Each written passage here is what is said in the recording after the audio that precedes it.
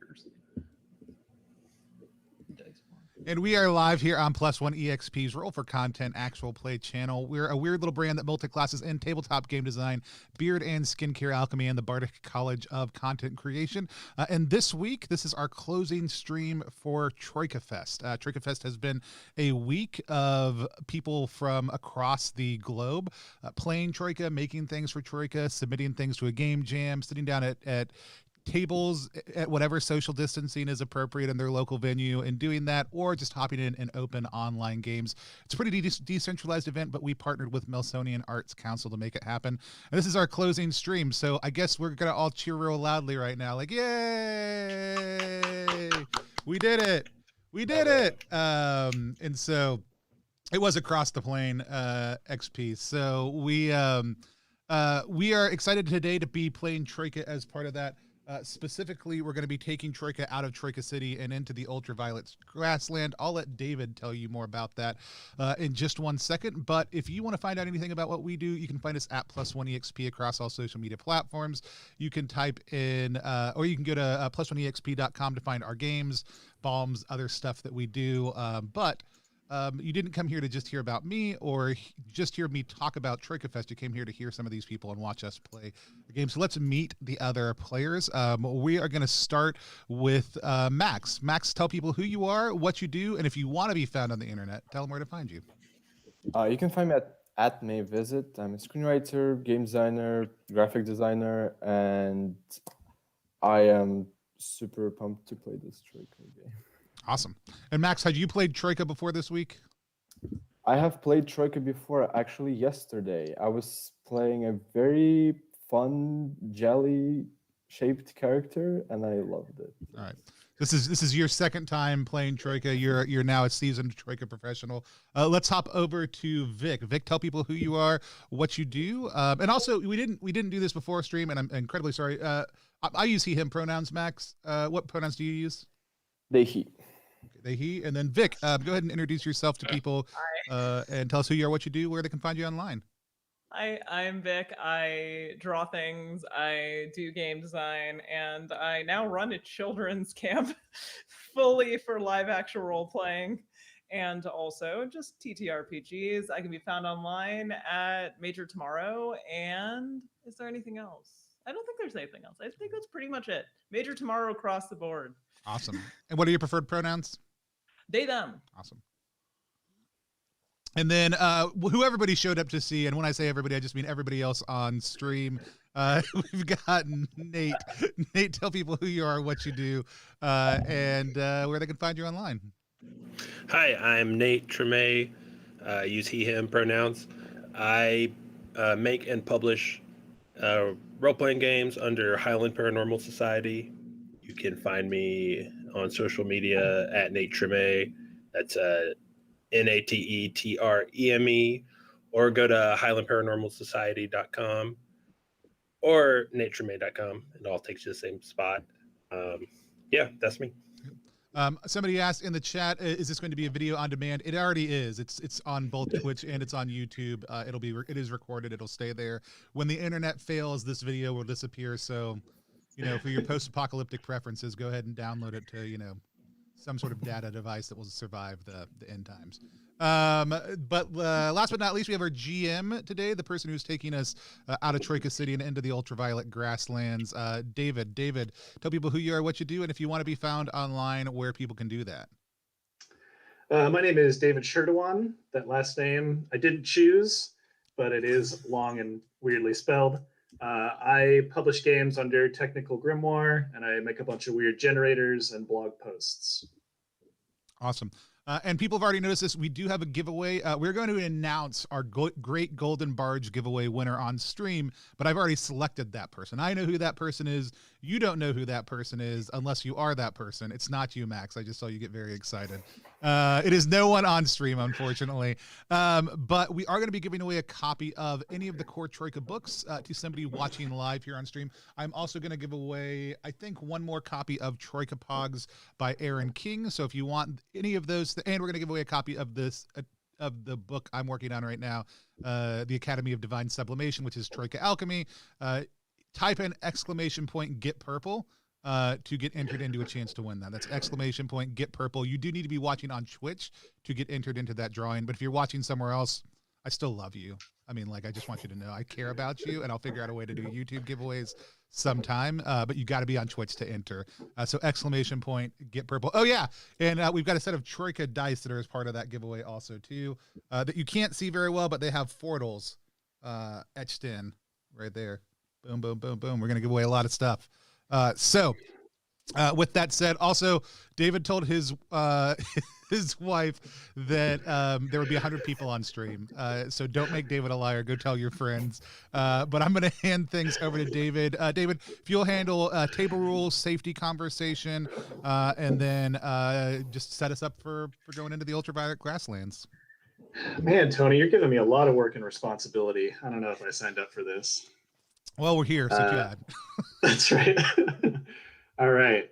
So once again, my name is David. I prepped exactly about 15 words that I wrote down on a sheet of paper for this adventure, and I read a little bit beforehand. So I just want to let y'all know that we're going to be winging it together. It's really easy breezy, and we're just going to sort of see what happens as things go. I'll run through my table rules real quick. I think I can present those. Yep. Using these fancy. Using I don't know if it'll be readable, but as long as my fellow adventurers can see you them. won't be able to see them. We'll be able to see them. Do you want me to read them out loud, or do you have them somewhere where you can see them? I've got them. Okay. Yep. So under table rules, the first rule is to respect other players and respect other players' characters. It's okay if characters have conflict, but players should not upset or antagonize one another. Respect GM decisions. I'm actually a big fan of back and forth negotiations, but eventually I do have to make a call so that we can keep the game moving forward, and I just ask that you respect that. Don't interrupt. That one's obvious. Focus on the game.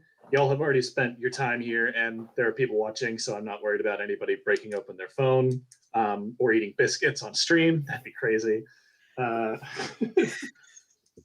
Voice your concerns and desires. If there's something that you want to see in the game or something that you don't want to see in the game, please let me know about it. I'm happy to adjust on the fly. We also are going to be using the X card. If there is some sort of content or a scenario that we engage in that you don't appreciate, you can message me an X on Discord, or if you feel comfortable, you can just like make an X sign with your hands or speak up, and we'll pause the game and reroute the story.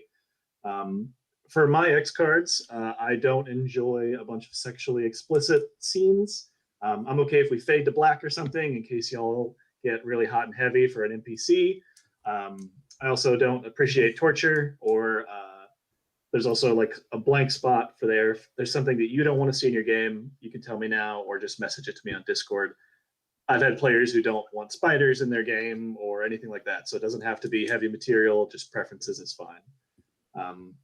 This last rule, if you say something, it happens. Speak carefully. This is to keep everybody focused on the game, and also because it's more funny if somebody makes a joke and we treat that as a serious commitment on their character's part. So the next column is advice. This is not rules. These are just some advice on how I run the game and how to get the most out of it.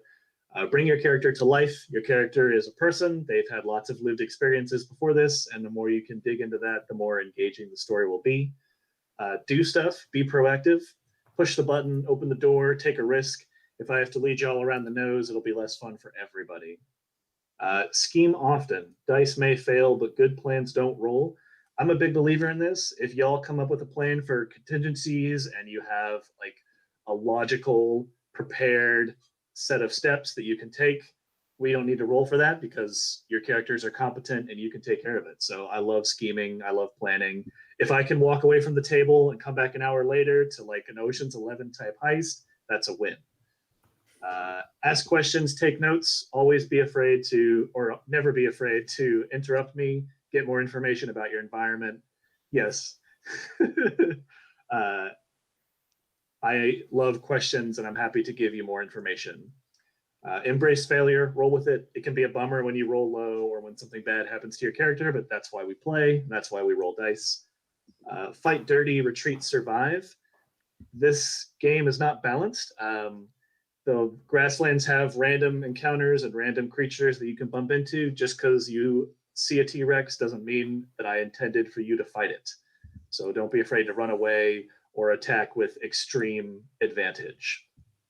Lastly, the answer is not on your character sheet. Your most valuable tool is going to be the questions that you get and the information that you learn about the environment.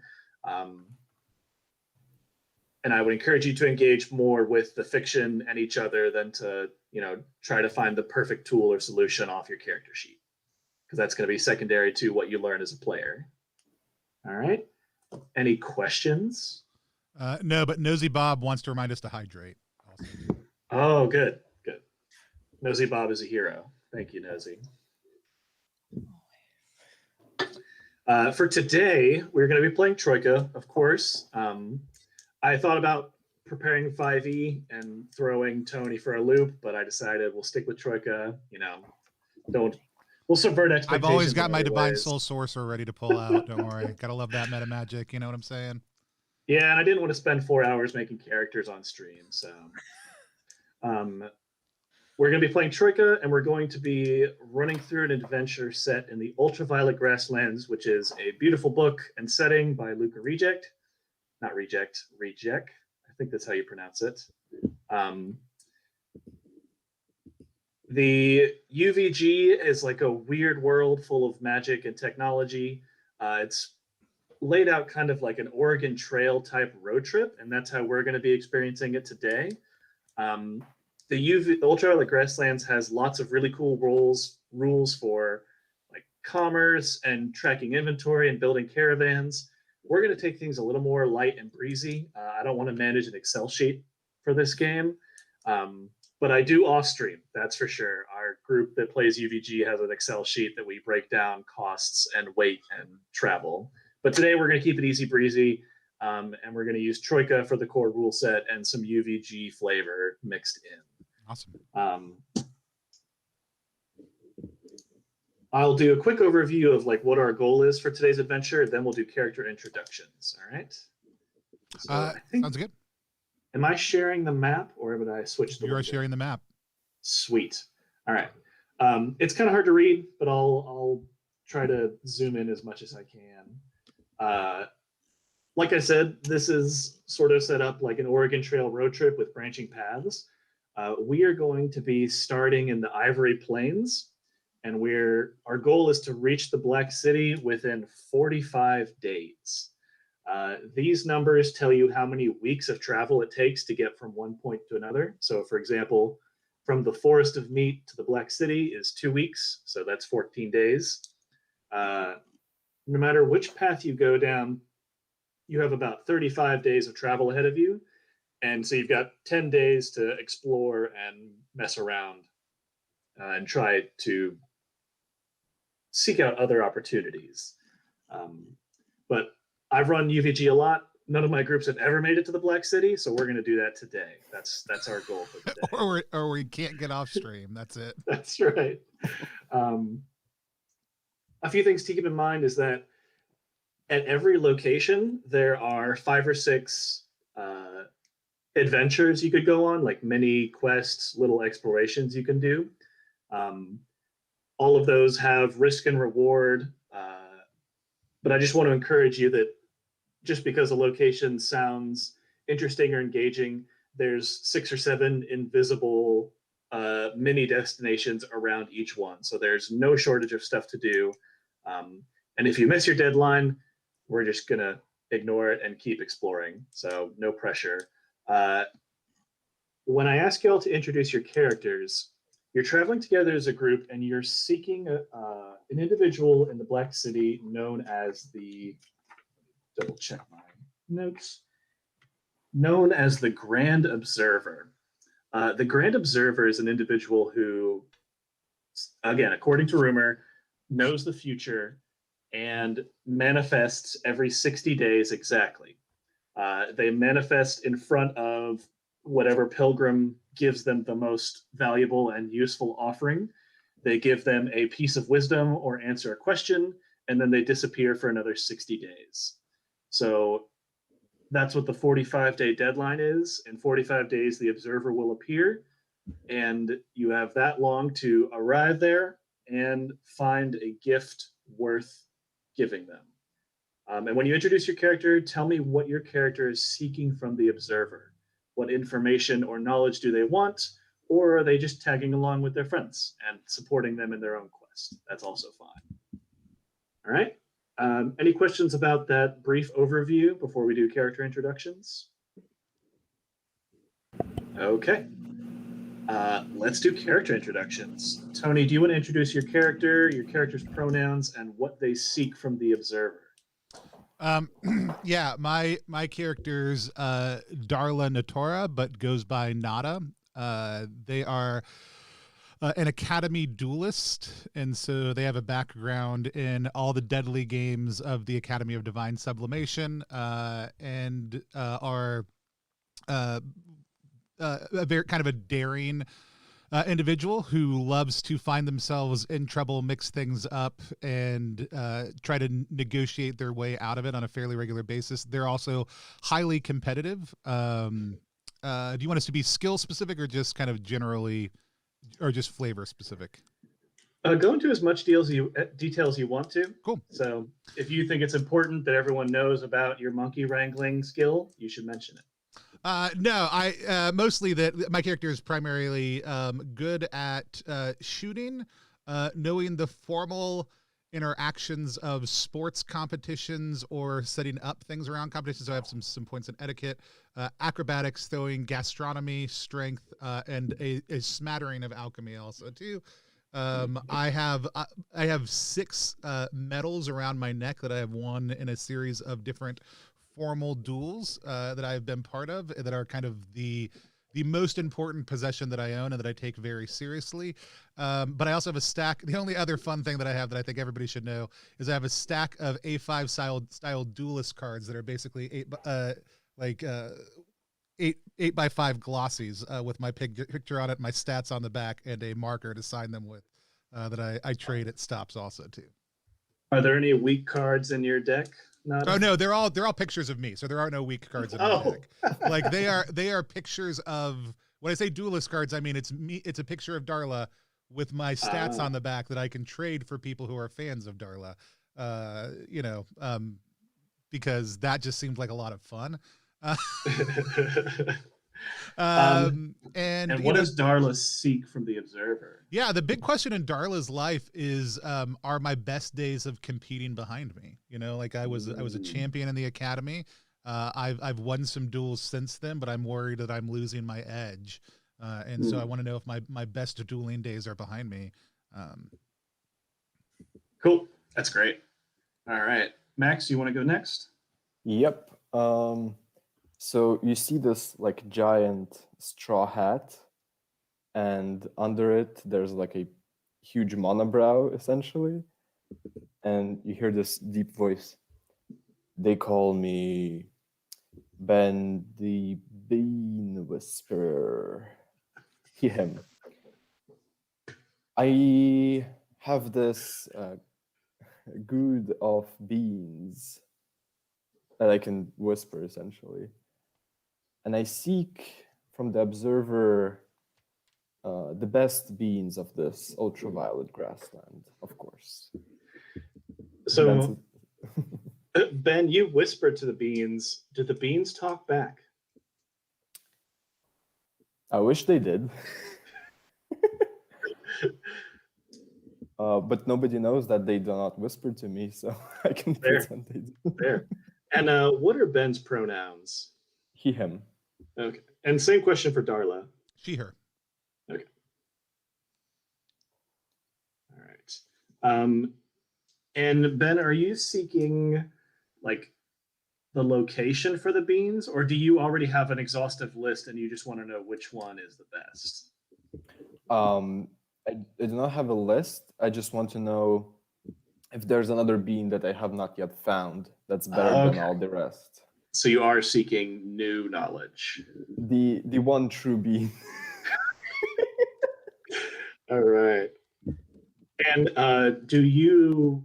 I think this is a really strong deep concept that has a lot of philosophical implications, and I want to dig into that more. Do Sure. you sell beans, or do you preach about the truth of beans? I do not sell them for sure. I think Okay. I think I just collect them, and I'm trying to sort of just harness their power. Okay. Yeah, just it's not altruistic at all. Okay, sweet. That's awesome. All right. Vic, do you want to introduce your character? Of course.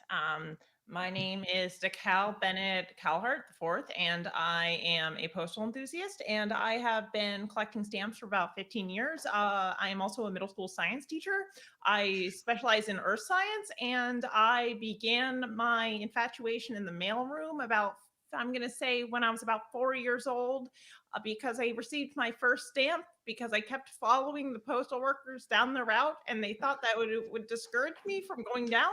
So my biggest goal for the Observer is, I've heard that he has one specific stamp that I've never collected, and I've got to get my hands on it.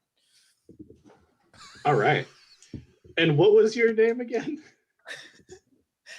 My name is DeCalb Bennett Calhard IV. How do you spell Calb Bennett. Bennett Calhart, CALHARDT the fourth. If you need, and you can go wherever you want to with the other parts. But the stop. What are Calb's pronouns? They, them. Okay. Because I. And how old is Calb? Out of curiosity. Oh, I am. It's very rude that you asked that. I'm about. Yes, I know. I'm going to say I'm about 54 years old, but I don't look it. I look like I'm about 19. Perfect. All right. And does Calb carry their stamp collection with them, or is that far too dangerous? Okay. So here's the thing. I have a variety of stamp collections, and some of them kind of give me energy. Some of them have a really positive affect. Those I bring with me. The ones that are really, really premium, I actually keep them back at home. They have to stay there, because if they don't stay there, bad things happen. Like I've lost a few over the years, and I can never get them back. At one point, I fought a dragon for them. I wasn't expecting that in any sort of way. It wasn't actually a real dragon. It was a kimono dragon. And this man named Lance actually had it. And when I tried to retrieve my stamps back, he sicked his pet on me. So, you win some, you lose some. And Calb, do you appreciate Ben's collection of beans, or is there some conflict there? Sorry. 1 second. So I respect a fellow collector, but I will say the consumable nature of the product, that it's a little intimidating, because I always worry that one day the hunger will happen and the collection will be gone, and that temptation is far too large for me. Like sometimes I really want to lick the stamps and send them off, because I really want to share it with one of my pen pals, but I at all cost avoid that most days. All right. That makes a lot of sense. All right. Nate, do you want to introduce your character? Yes, I am playing Archibald, the Moonrat Fusiler, which is a large rodent with a rifle.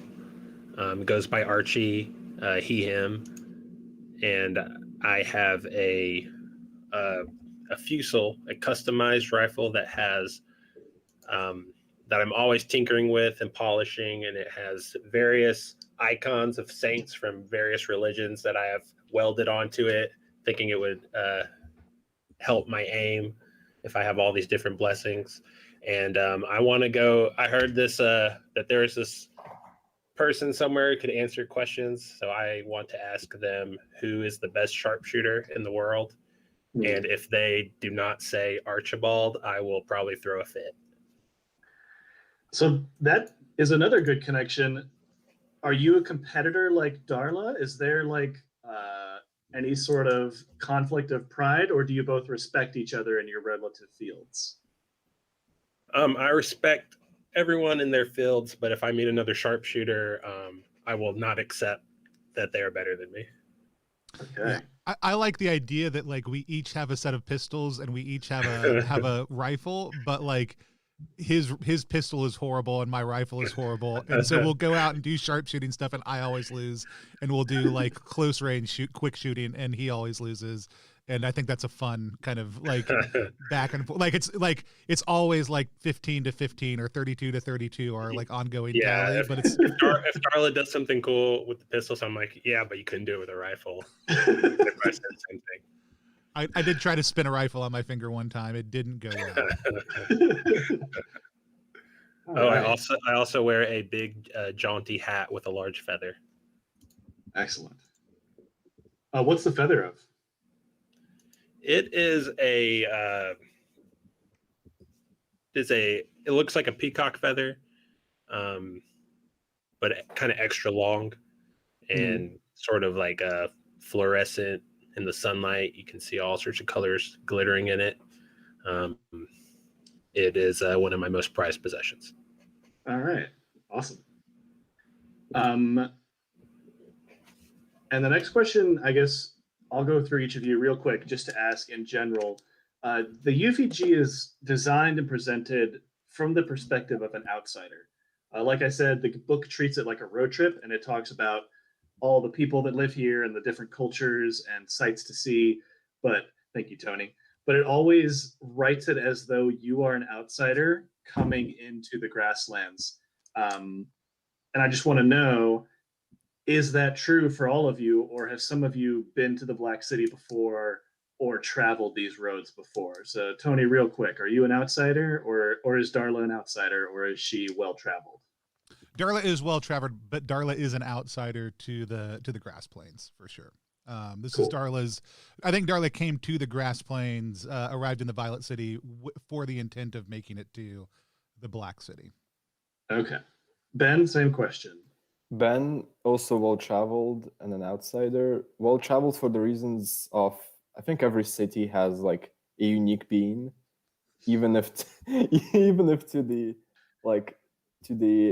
casual person's eye, they look like it's just the same being, but actually each each land, each soil has their own like texture and everything. Gotcha. Same question for Cal.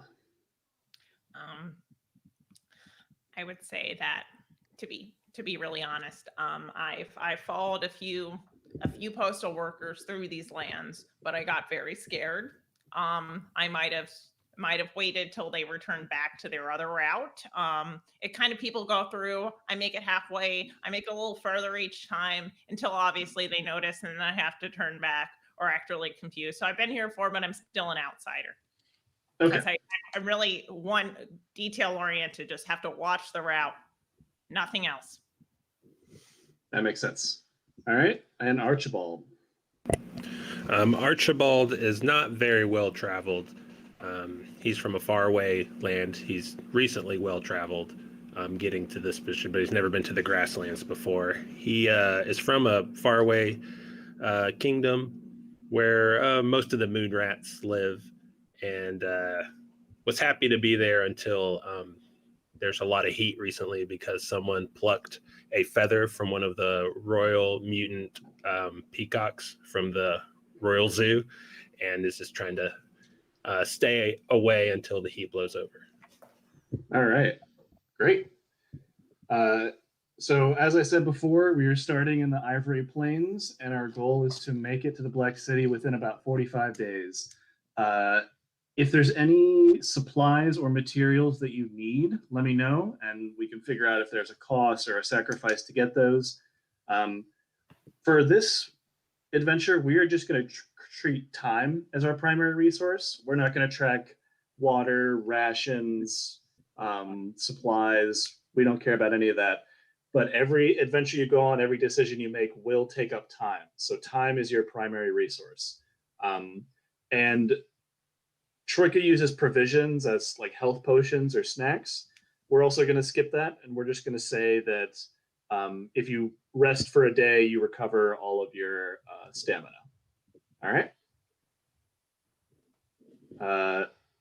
Do we want to take a 5-minute break before we dive into our first area? Sure, we can do that. So Sure. we're going to take a 5-minute break real quick. If you have not yet, David really wants there to be 100 people on stream at some point in time. He may have committed to that to a loved one, and so in order to feed his ego, go share this. Let people know we're going to be back in about 5 minutes. That we're going to be playing Ultraviolet Grassland with some amazing people. This is our closing stream, so if you haven't yet, hop on over to Twitch, type an exclamation point, get purple to get entered into a chance to win a copy of one of the books from Melsonian Arts Council. We also are going to tease the winner of our Great Golden Barge giveaway, which is a whole lot of stuff.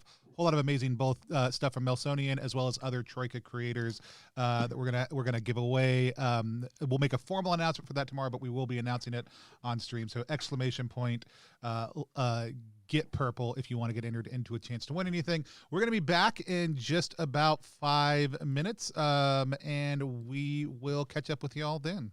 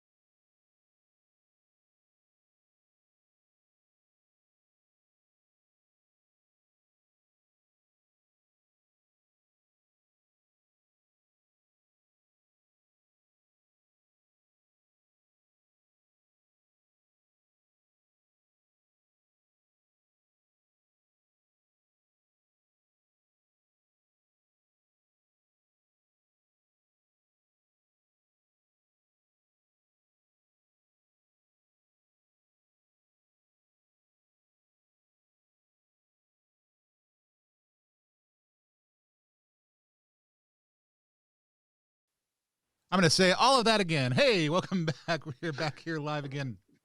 Plus one EXPs, roll for content, actual play we're going into the ultraviolet grasslands, but we're using Troika.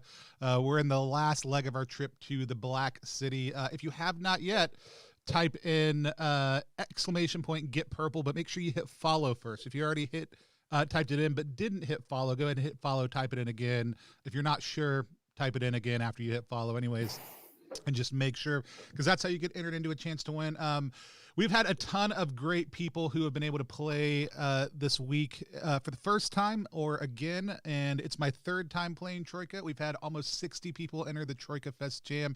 You can check that out at http, whatever, you guys know how the internet works, ttrpg.link /TF Jam. But we're going to be playing, and we just introduced our characters, and I'm going to hand it back over to David to take us into the game. All right, y'all. So as stated before, we are starting in the Ivory Plains. Y'all have had a long journey up until now. The UVG has a big map, and we've gone through a lot together. You have survived many perils and found many treasures and lost many treasures.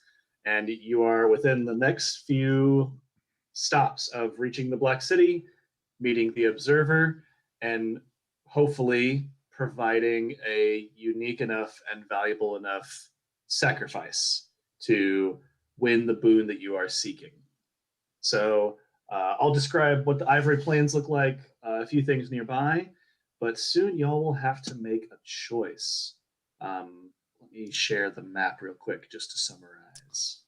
You said that there's stuff we wanted to let you know in advance. Is that correct? Yes.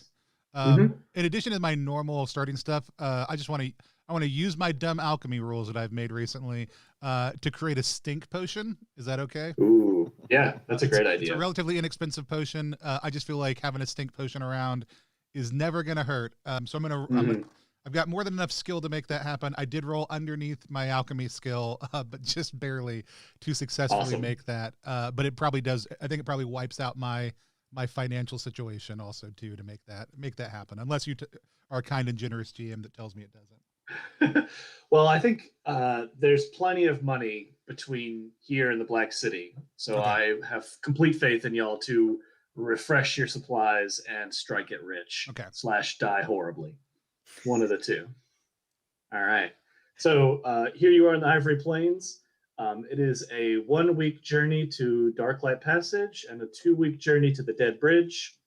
Likewise, the Darklight Passage leads to the Forest of Meat, or you could head to the Endless Houses. So you'll have to sort of pick which path we'll be going down. But right now, you are in the Ivory Plains. The Ivory Plains are flowing hills of pale grass that glows at night. So it has sort of like a soft blue glow at night. Great herds of grazing beasts and their predators make their way across these plains. You can see a long way off, so caravans see each other coming from miles and miles away, and there's lots of empty spaces. No crazy buildings. The rolling hills obscure a little bit of vision, but most of it is flat grasslands. This is sort of a final stopping place for a lot of caravans and travelers. So there's maybe half a dozen caravans that have also camped out on this particular hill. There's strength in numbers, and there's all sorts of threats out in the grasslands. So you are in a safe place for now, and you have a few different choices to go from here. If you would like to, there are a few things you can explore around the Ivory Plain, or we can push forward and leave this area of relative safety and head into more dangerous and hopefully more profitable areas. So what are y'all thinking? What do we want to do from here? I think that sorry, wrong voice. I think it'd be in my best interest to put my most prized postal stamp in an envelope, as well as my last will and testament if anything goes wrong. And I think that makes a lot of sense. And I'm going to test my luck to find a post box before we depart on the most dangerous journey. All right, so this is actually going to be a skill roll. You only test your luck when something happens to you. Yes. Otherwise, we roll skill to see if you can accomplish something successfully. I have a big question though for the Duke. I don't know. I don't know what you call your character. What was your character's full name again? Oh, DeKalb. DeKalb. Do you just have walking around stamps also? yes. Okay. Do you have like a favorite walking around stamp, and what does it have on it? Because I gotta know. So my favorite walking around stamp has a giant elephant, and there's a little baby elephant with it too. And they both are like both have their trunks together, and it's a very nicely cropped composition about just family and love. And that's my favorite walking around, because you know how elephants they remember everything, and they also hold on to each other. Yep. Well, and I also want to point out that you are surrounded by a couple other caravans. You could give them the letter, not roll skill, but then you're entrusting that with a private enterprise rather than trusting the very reliable postal service. I definitely stick to my guns. Like I don't trust the ones that go to each port. Like it's, you don't know. Have you ever had to deal with the transit of that? Sometimes they stop in a city overnight and you don't know. The tracking just goes, it goes. But with the post office, it's very, very, very consistent. Yep. Okay. Then yeah, why don't you make a skill roll to see if you can locate the nearest post office box. Do you have like a map of all the post office boxes, or will you can you smell them, or do you have to go around and ask people? I'm glad you got onto what it could possibly be. I can sense them. Like I don't know how to describe it, but my left ear itches every single time, and I just know where they are. It's just think of it as like a third sense. Wow, that's very useful. A third Not sense. A third, not a sixth. I did not. Oh no. Yeah, so you know that there's a post office box nearby. There's ones, they're regularly scattered about the ultraviolet grasslands, of course. And if you wanted to, we can skip the rolls and I will just pick a random location that you wander into if we want to wander to find a post office box. If the rest of the group is on board and willing to take a detour. Otherwise, you might need to find some other way to get your letter to where you want to go. I trust the third party. Yeah. My friend. Let's do it. Yeah, I'm 100% willing. I'm also on the lookout for. I like the idea if Nate's down that whenever we get the chance and we pass other caravans, there's always an attempt to engage in some sort of shooting competition with the other caravans, like security folks slash guards. And how serious is this competition? Are there going to be hurt feelings and fistfights over this, or is this very friendly and lighthearted? For me, it's run of the mill. Life is competition. If you're not competing, are you living? However, losing is a part of competing, and so I'm never upset, but I also don't think we lose that often. I take the rifle competitions, and Darla takes the pistol competitions. But if I lose, I will probably accuse them of cheating. Well, if Darla and Archibald want to stay and organize an impromptu competition while Ben and Cal try to find a post office box, we can split up. Absolutely. The best thing you should do in any role-playing game, especially in OSR, one is split up the group. It was the GM's idea. Let's do it. Okay. All right. So let's cut to Ben and Cal, and then instead of playing out the rifling competition, we are just going to return to the aftermath of it. All right. All right. So, Calb, you have probably the better sense for where to go. You failed your roll to pinpoint the post office box from where you were, but we'll say over the next 2 days, you get 2 more chances to try and locate one nearby. So you want to make 2 more rolls, and let's see if you can fail at any of those or succeed in any of those. Failed on that one. Ooh. I love Troika and passed on the second one. Okay, whew, that's close. All right, so yeah, what would have been like a 3-day journey ends up taking you about 4 days, but you do arrive at the nearest post office box. There's a lonely lodge that's been carved out of one of these rolling hills.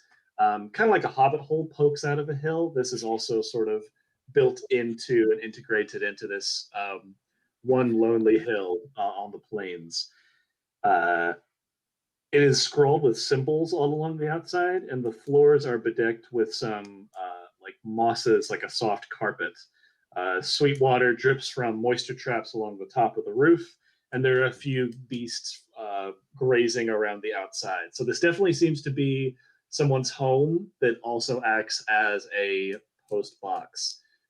You can drop your litter in the post box and leave, or if you want to try and like enter the home, get more information, make sure this is a valid post box, you can do that. So up to you with if you want to engage or just drop it and then head back.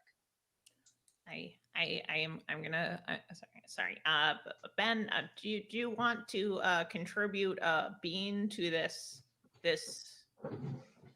envelope? Is there a precious bean that you want to maintain and put out in the world to protect, or should I just put this letter away? I thought I'd ask you. Maybe it would help you out a little. Calb, you've read my mind.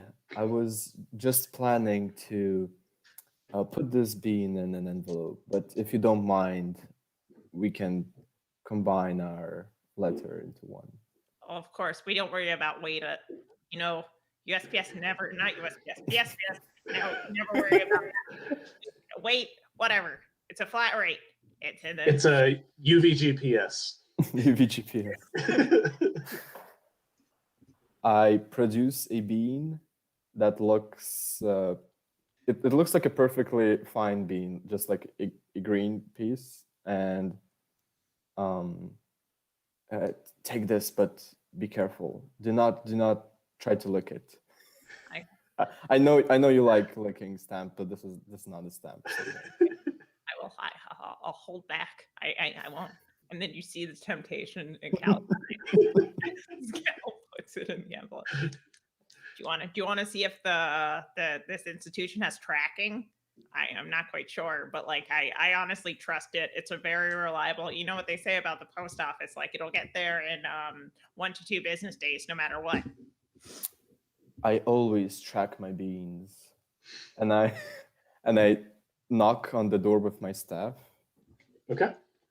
When you knock your staff against the door swings open. Oh. And you can see that the lock has been broken. Oh.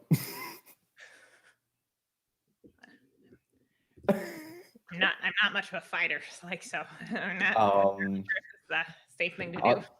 Honestly, I'm just a cook. I do like this. Like, let's leave the 2 people who are good at shooting stuff in. No, like I had mentioned, I'm a middle school biology teacher. I don't think that I'm trained for this. I have a knife though. Do y'all want to just leave? Is that the plan? I have a plan. What if we turn invisible and we just see what's going on, and if anyone's there, they won't see us. So can you turn invisible? You have the capacity to turn invisible? I have this old recipe from my grandma, and I hope it works. I've never tried this before. I'm excited to try it out, especially since I really had to resist that bean. Well, okay, so is the plan to like walk back out, stay invisible, and camp and watch for a while, or are you going to turn invisible and head deeper into the house? My plan was to eat invisible beans, not invisible beans, but the beans that make you invisible, and go inside and check like what's going on. Okay. And are you going to feed Calb as well, or just you? Yes, both of us. Okay. All right. You don't need to roll a skill for that. It's a spell, so. Oh, it's a spell. Okay. Interesting. It's not like I just have invisible. I wasn't sure if that was just a cool item you had. Okay. Then yeah, let's see it. You got to pay the stamina cost for that, and then It's 3 stamina. Ooh. yeah, you have to pay whether it succeeds or fails. Yeah, yep. Spells are dangerous. And you can roll it. Yep. I failed. But do I know that I failed? Now, it's funny. This is a proposal that I think they worked, but they really didn't. Okay. Yeah, I was about to say that's what I would go for as well. All right. So together, the two of you assume that you are invisible, and you slowly begin to creep deeper into the house. The house is split into 2 halves. There's a long hallway that goes down the middle. On the right side is obviously sleeping quarters. Like there's a kitchen, a bed, like a little reading room. And then on the other side is a bunch of mail supplies and materials. There's like a sorting machine. There's slots to store letters, and there's a storage room in the back. Lying in the chair in the reading room is what looks like a mummy or someone who's been like dried up completely. They're just like a husk of who they used to be, and it's like dusty and leathery. And there's a ton of unsorted mail on the other side that's not going where it needs to go. What do you want to do? That's a tragedy. I'm gonna live out my potential and start to try to sort that mail as quickly as I can. But I admit that that's just this Okay. moment. All right. Why don't you make a skill roll for that? Do you have a mail sorting skill? I'm gonna say that it's forgery. Okay. Because that So makes sense. I like the idea of using forgery, especially if you're not actually sorting the mail, you're just throwing it into random holes and trying to get it done.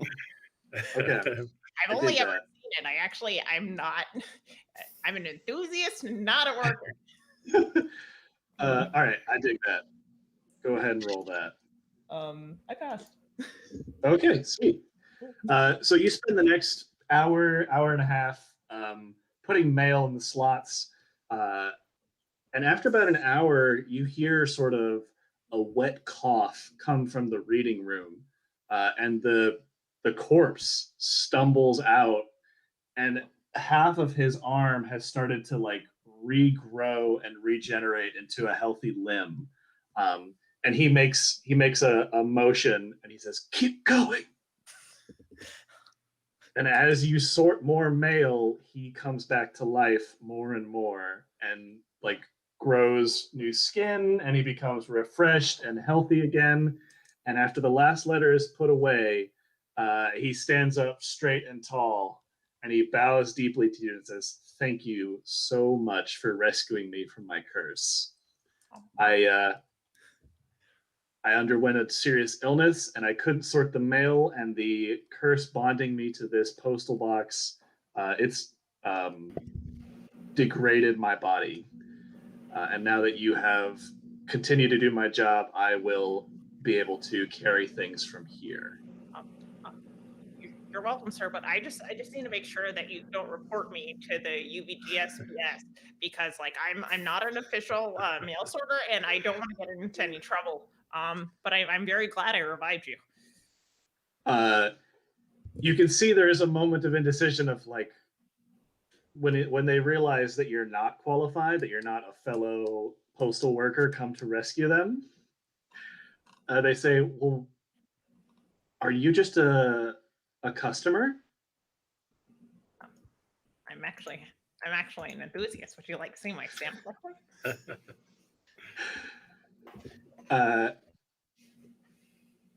What was your question? Would you like to see my stamp collection? And they're already pulling it.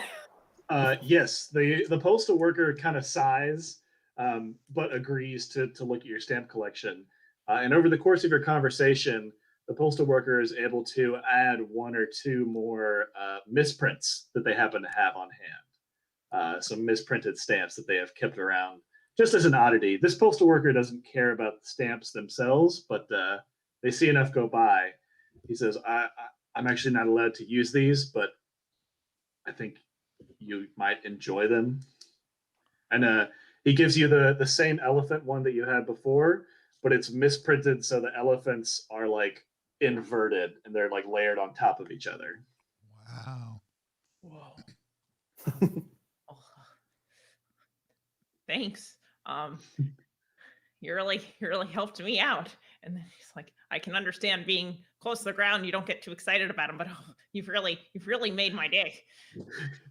The postal worker bows deeply and says, you have saved my life. So I think we're even. Ben, thank you so much for Citora, sir. Whatever your name is, thank you. I'm glad I've saved your life. Keep up your good work. And then they salute incorrectly. Mm-hmm. The postman's salute is given. Yes. And as you are leaving, you hear like a slow stream of curses coming from the postman about misordered and badly organized mail. I don't internalize it because it was a once in a lifetime opportunity. Ben, was there something you wanted to do before y'all head back? I wanted to actually sort of grow some beans. Ooh. So I've looked Okay. up beans grow for 50 days, but I imagine special beans would be around 40. Mhm. So a bean would grow when we have, well, like exactly when we are like running out of time, essentially. And this is sort of my watch. I count my time by growing beans. Okay. And is this something you're going to plant in the yard of the post office, or are you going to plant it in like a satchel and keep it with you and monitor it? I actually have a rucksack and a pouch of dirt. So I want to sort of plant it in my rucksack, essentially. Okay.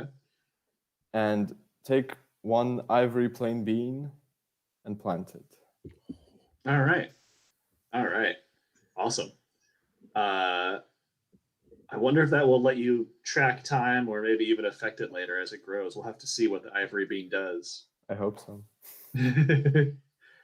All right. So let's cut back to Darla and Archibald.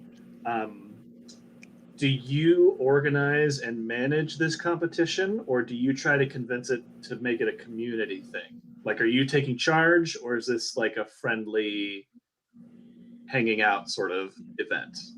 Darla is definitely organizing, but also like with the intent that this is a community event, like doesn't want to take too much ownership, but certainly is the galvanizing force behind this should be a competition, spreading some of that energy around so that nobody thinks like, so it doesn't seem like we're organizing this specifically to take all their stuff.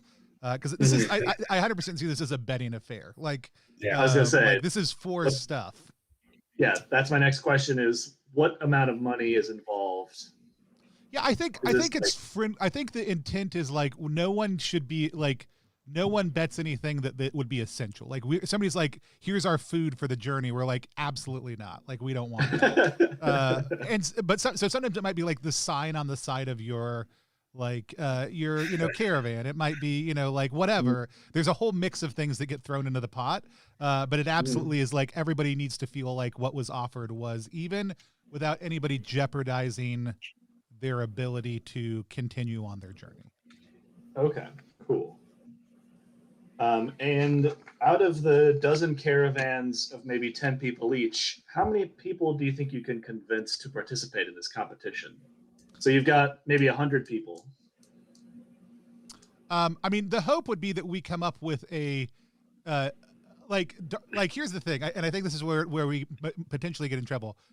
Darla will compete for any competition that everybody agrees on, because Darla just wants to compete with as many people as possible. We're always going to start by opening up with what about a shooting competition, right? or maybe not even open up there. Like that's where we're always angling is a shooting competition. But Darla just wants to compete. So she's very easy to talk into other forms of competition also, because ideally we want at least one person from every caravan competing. Okay, gotcha. So I would say the goal is we want something that 10 to 20 people will compete in, with caravan pride being the primary thing on the line. Gotcha. And Archibald, do you take over for your event? Are there like close range, long range, or is there a bunch of events going on that everybody competes in equally? Oh shit, that's actually way better. Like, what if it's every caravan that competes gets to pick one event? Archibald will be any shooting competition. Archibald's in for sure. Okay. Yeah, and if any caravans like, oh no, we're not really into that, Archibald would probably say, yeah, don't worry, Darla, they're just scared. Let them go. We don't want any cowards in this competition. All right. Okay. So both of y'all win your respective shooting competitions, of course. But let's say there's 4 or 5 other competitions. I wonder how well y'all would do in those. So that's what we're going to roll for real quick. And then I guess the question is to the players, to Tony and Nathan, what scene do you want Calb and Ben to walk in on? Do you want it to be like chaos and you need to leave in a hurry, or do you want it to be like you have made a bunch of fast friends for life, or that the two of you are like crowned as, well, depending on how the roles go. But what is this leading up to is what I'm wondering. What is the end result of this competition? Or should we roll first and see what happens? I'm all about rolling first to see what happens. Sure. Okay. All right, then let's roll. Let me think of, in fact, why don't Vic and Max pick out the other competitions that people are doing? I will say that Archie's goals are probably to be recognized as the best sharpshooter by whoever, or to have won some kind of religious trinket or necklace charm that he can attach to his gun later. Ooh, okay, gotcha. Cool. All right. So for me, I'm going to say that there's 3 other competitions that go on, and one of them is wagon races, for sure. Vic, do you have an idea for a competition? Yes. So it's like an intimidation off where you posture and you see which person will flinch first, but you have to maintain the posture, and it has to be it could be aggressive energy, it could be whatever energy you're willing to give off, you just have to throw off your competitor. All right, I like that. Max, do you have any ideas? Yeah, this is gonna be, everything is bean themed with my take. So this is a bean gardening competition. So essentially it's like a pumpkin growing competition, but for beans. So who has the biggest, the most textury bean? It looks really calm on the outside, but actually backstage everyone's like cutthroat politics in there. So why don't we say that in order to facilitate that kind of competition, one of the wagons is equipped with a powerful like plant accelerant, and they can grow a bean in like a day. I was gonna offer to throw some alchemy juice on that. Yeah. Okay. Do you want to take that on? Yeah. No. Yes. Yeah. I'll take that one on for sure. Okay. Cool. So you are able to facilitate a bean growing competition that would, instead of taking 60 days, it takes 4 days. Right. Cool. All right. Which I never do this when I never use this when whenever Ben is around, because I don't want Ben to know we could be growing beans in 4 days. This is heresy. How could you do that?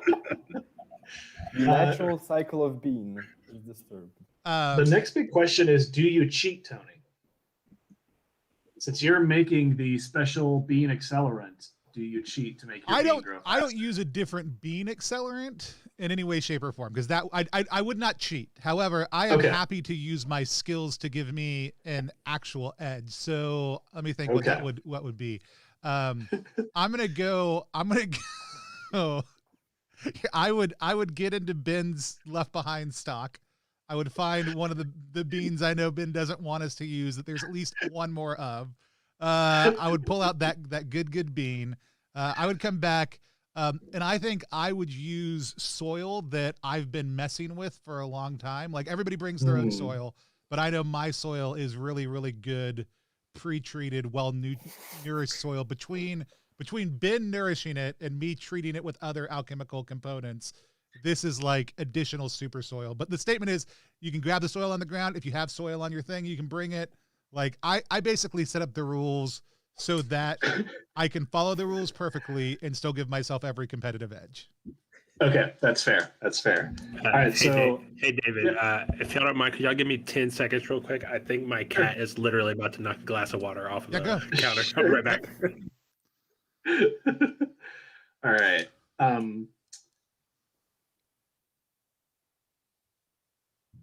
Do we want to take a 5-minute break?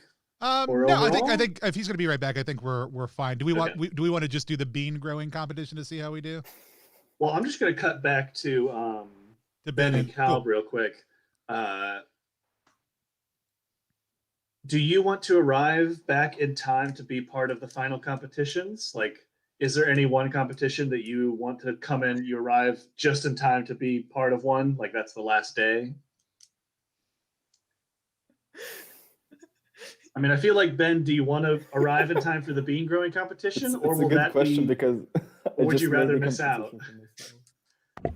Sorry, thanks. I don't mind missing out on the bean competition if it's like if Darla like is in it. I don't want to compete against Darla.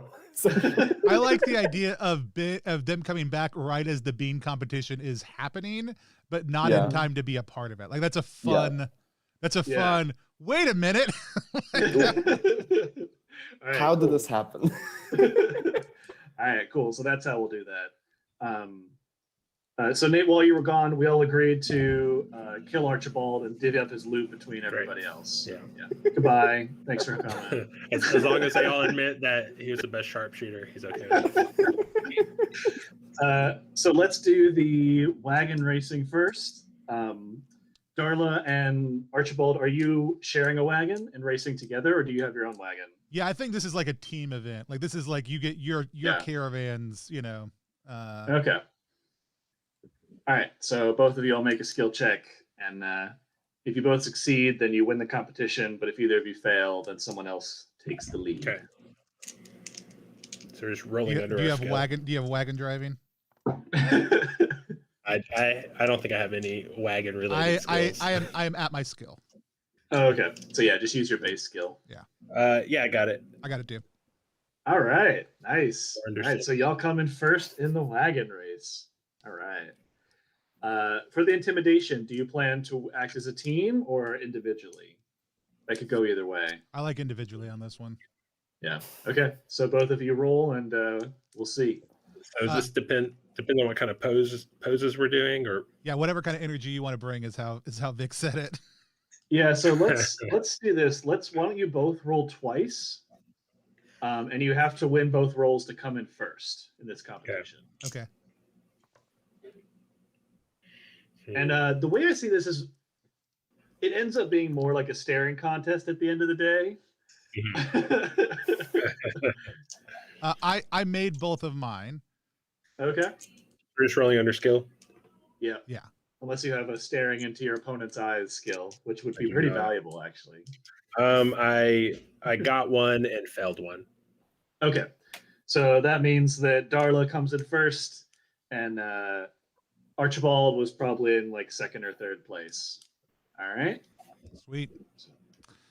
We take home all those signs from the side of people's we're basically racing for pinks. Like I do love it also because in Ultraviolet Grassland, like you go in debt with your caravan logo. So we just We just Yep. took all these people's logos off the side of their caravans. For the long range competition, unless Darla critically fails, they win. For the Okay. long range, or for the bean. Oh, sorry, Archibald. Yeah, Archibald's the long range. So yeah, Long range, unless yeah. you critically fail, you win. Is a double ones critical fail? Yep, double ones is a crit fail. I did not fail. All right, then you win that competition because y'all are just too good, cream of the crop. Same rules for Yeah, Darla and the pistols. I did not roll 2 ones. All right, so final tally. Let's see. Oh, and then we'll use the bean growing to tally it up. I love this. Guys, I really hope everybody tuned in on stream today to watch people grow some beans. All right, last is the bean growing competition. Same as before. Roll twice. If you have a skill, you can use that. No, I mean, I'm using alchemy the same for everybody, so I don't think I do. So why don't you roll 3 times, Okay. Darla, because you have the advantage. And Ooh. Cool. I rolled fine every single time. okay, Archibald, How many times am I rolling? just twice. Yeah, real quick. Failed the first roll, unless I can add. No, I don't have a skill for bean growing. Oh, Um, you're gonna regret that. What kind of I- Troika background doesn't have bean growing as a skill? I failed both of my rolls. Bummer. All right, so Darla takes that one. So it looks like Darla won 3 of the competitions and the wagon race, and Archibald just won the wagon race and the long gun. So I feel like Darla's going to take this one, but the 2 of you combined also get a chunk of the pot that's like divvied up as far as the teams go. Yeah, I feel like internal to the caravan, it's just like it's internal competition. Like it doesn't necessarily matter who in your caravan won. For the caravan's sake, your caravan takes the prizes. You figure out how you want to split them up. Cool. All right. So I will roll up like 3 or 4 treasures during our next break, and I'll give them to y'all. Perfect. And if it's interesting, you can read it out. If it's just random junk, you can write it down and find a use for it later. But Calb and Ben arrive right at the end of the bean growing competition. I'm trying to set the scene here. There's a patch of like dirt that they have dug up, and there's a crowd of about 100 people around this patch of dirt.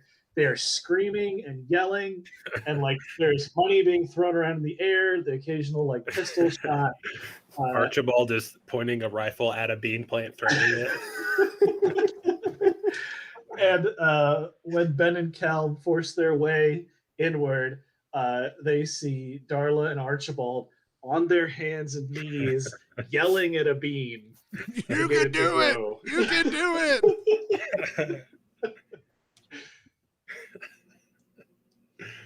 You I condone do not. this activity. Yeah, I do not condone shouting at beans. You need to be more gentle with them. Everything I'm shouting is very encouraging. It's just very loud. I mean, it appears to be working, Darla, because you came in first place. That's, I think, is the most galling thing for you, Ben, is that despite the bean abuse, Darla comes in first place. I think I have a bean imposter syndrome because I just feel so. My training, my knowledge of being calm and nice to beans apparently is nothing now.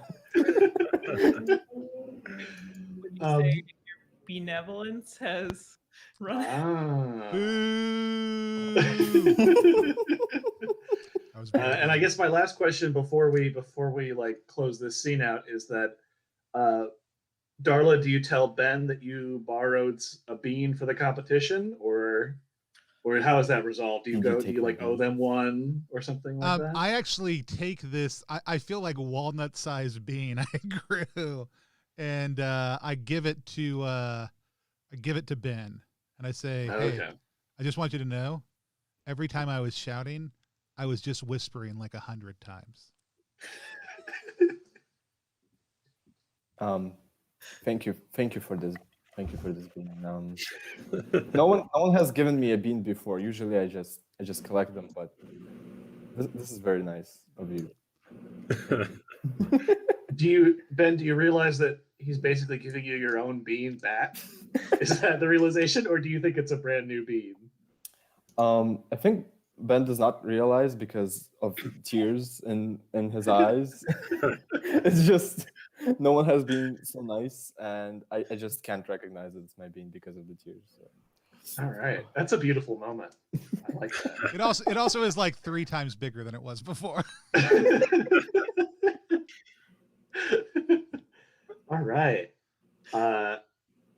So yeah, in addition to, like I said, I'll roll up 4 or 5 random knickknacks that you win in that competition, and I'm trying to wonder,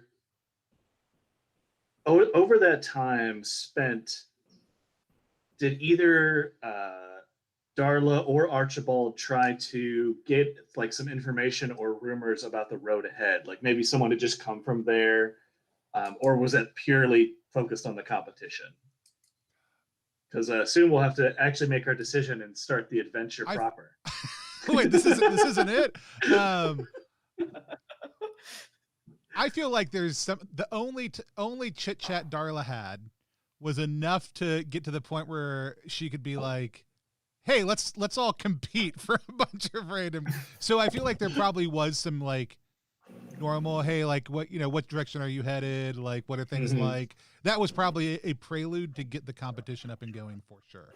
Okay. For her. So I was gonna say, if there wasn't much information gathering, you'll probably be relying on Calb's knowledge more than anything else. Is that what we want to go with? Sure. Yeah. Sure. Okay. All right. So the competition ends. It ends in a friendly way. There's probably a little bit of resentment, but nobody tries to like stab you in your sleep or anything. But nobody wants to travel with you either. It's a little bit suspect that you organized the competition and then won most of the events. It's a little bit suspicious, but nothing was proven outright. Nothing was like, no fights were started. But you will definitely continue to travel on your own. Nobody offers to travel with you to the Black City. So you have a decision to make. The next morning you wake up, you realize 4 days have gone by, 41 days remain, and you still need to arrive at the Black City. Hopefully some of the loot that you won will be valuable to the observer, maybe. We'll have to see what that is after the break. But the path splits. You've got a 2-week journey to reach the Dead Bridge. The Dead Bridge is kind of famous for being a perilous expanse. There's a huge chasm, and the bridge is kind of a magical structure. It's only wide enough for a single wagon to walk down or to go down, and it kind of twists and turns. So it has that same feel as those really scary mountain roads that go right along the edge.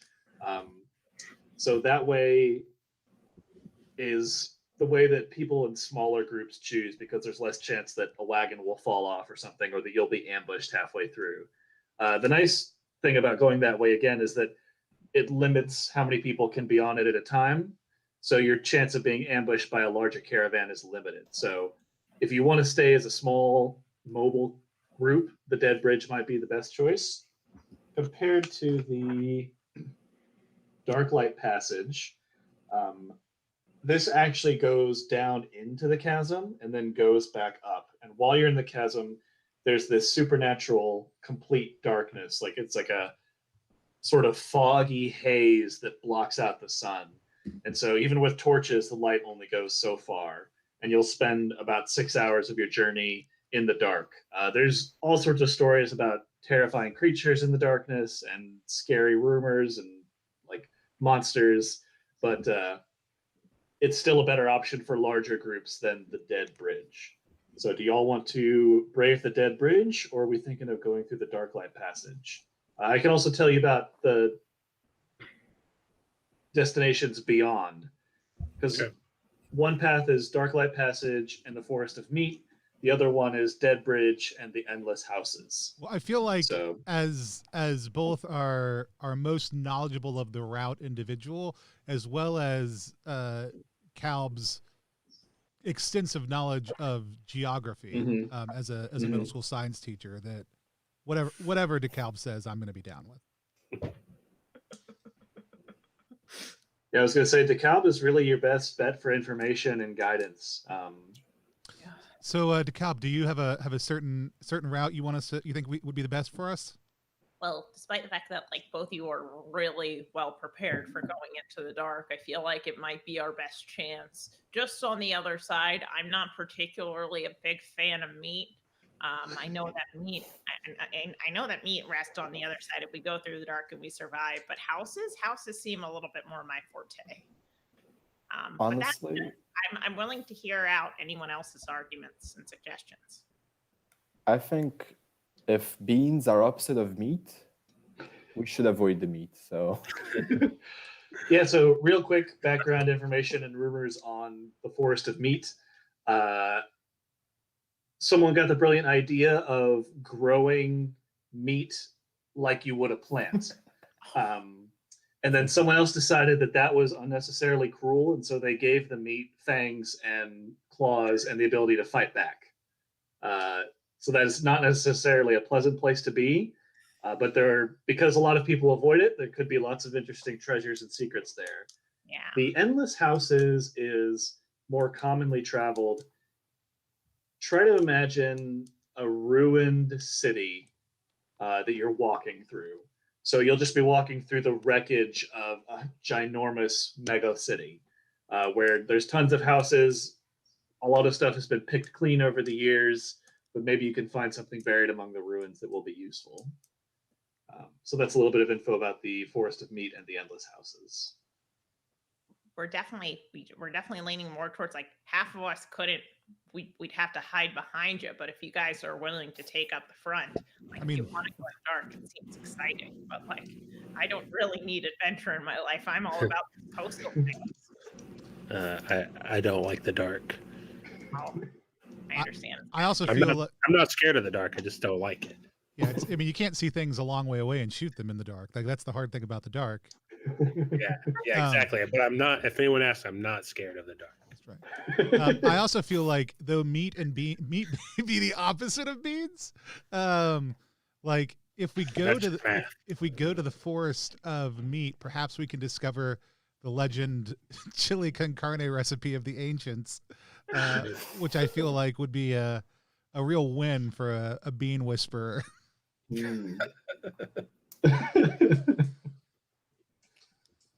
So y'all are thinking the Dead Bridge and the Endless Houses. Would that be your recommendation to the group? It would definitely be my recommendation to the group, but that treasure sounds really appealing. Once you've had the chili con carne of the ancients, there's really no other food that will compare. But we do seem to side with safety here. Outside of the need for that chili con carne. Yeah, I mean, if that sounds like the safer route to you, I think the bridge sounds good, but we can do whichever one. Yeah, bridge and houses. Okay. All right. Let's do it. So y'all pack up your stuff from the Ivory Plains. I guess y'all travel on a wagon? Is that the assumption? Yeah.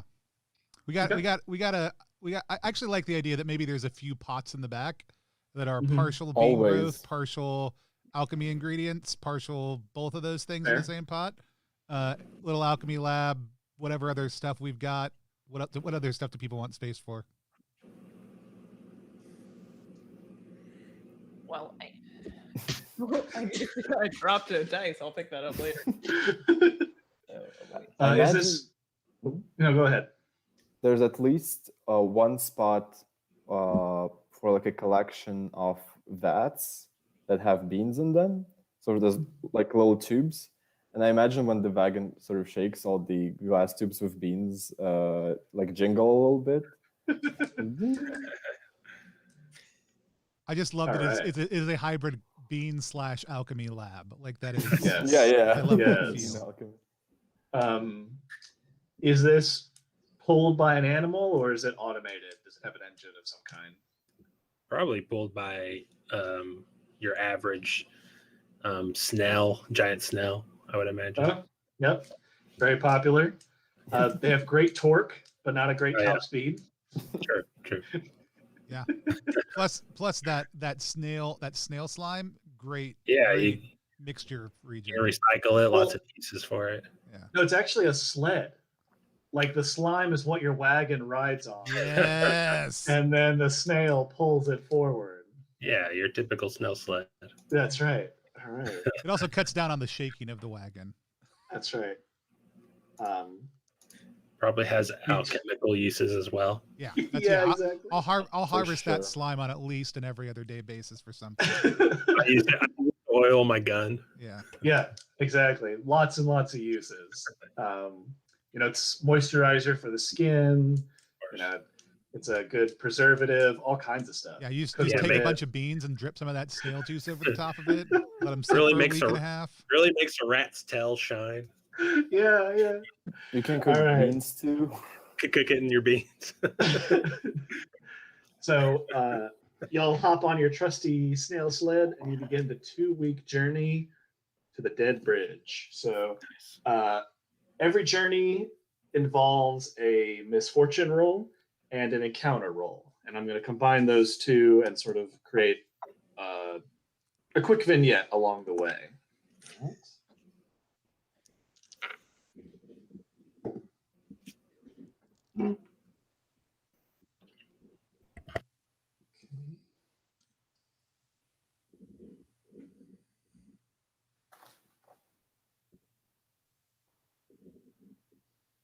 All right, so the landscape of the UVG sort of shifts from place to place, and it's just like a road trip across America. There are, as you approach the mountainous areas, they become a little more mountainous, and then you're in the mountains, and then it kind of pales off. So the plains and the grass that glows in the dark eventually give way to a more desert-like environment. The sun is a little bit hotter, the air is a little more dry, and you see the occasional chasm off in the distance. And the Great Chasm you see from miles and miles away.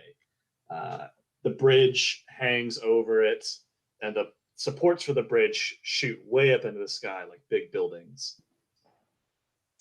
The chasm is 40 miles wide, and this bridge is the only crossing for weeks in either direction. The bridge is made of this sort of glowing light, and the pylons that support the bridge have these like flickering, glowing runes along the side of them. The big story and the sort of fear among the people who travel this bridge often is that one day the bridge will fail, just totally cutting off this travel route and this road. And you can see along the sides of the chasm where other bridges like this have fallen into the chasm and failed in the past. And the fact that this one occasionally flickers is what makes it dangerous. You approach the bridge and begin to make your journey across it. And after about 5 or 6 miles of carefully navigating this thin, windy bridge, there's a large lobster-like insectoid creature. It emerges from the chasm. It's so big, you see it from miles away. So you have like hours to prepare for its arrival as it sort of almost like it's walking on invisible steps and like shifting in and out of reality as it makes its way up to the bridge. It doesn't seem like it's coming directly for you, but it probably will reach the bridge before you cross that point. So y'all have the choice. You can either take the safe way and wait for this creature to pass and do whatever it's going to do, or you can push that snail into high gear and get across the bridge before it reaches up to your level. And it may be that if you wait, it'll turn around and come at you anyway, or maybe that if you go fast, something could go wrong. There's kind of a little risk either way, But either way, this huge creature is going to block your path soon. So what do y'all want to do?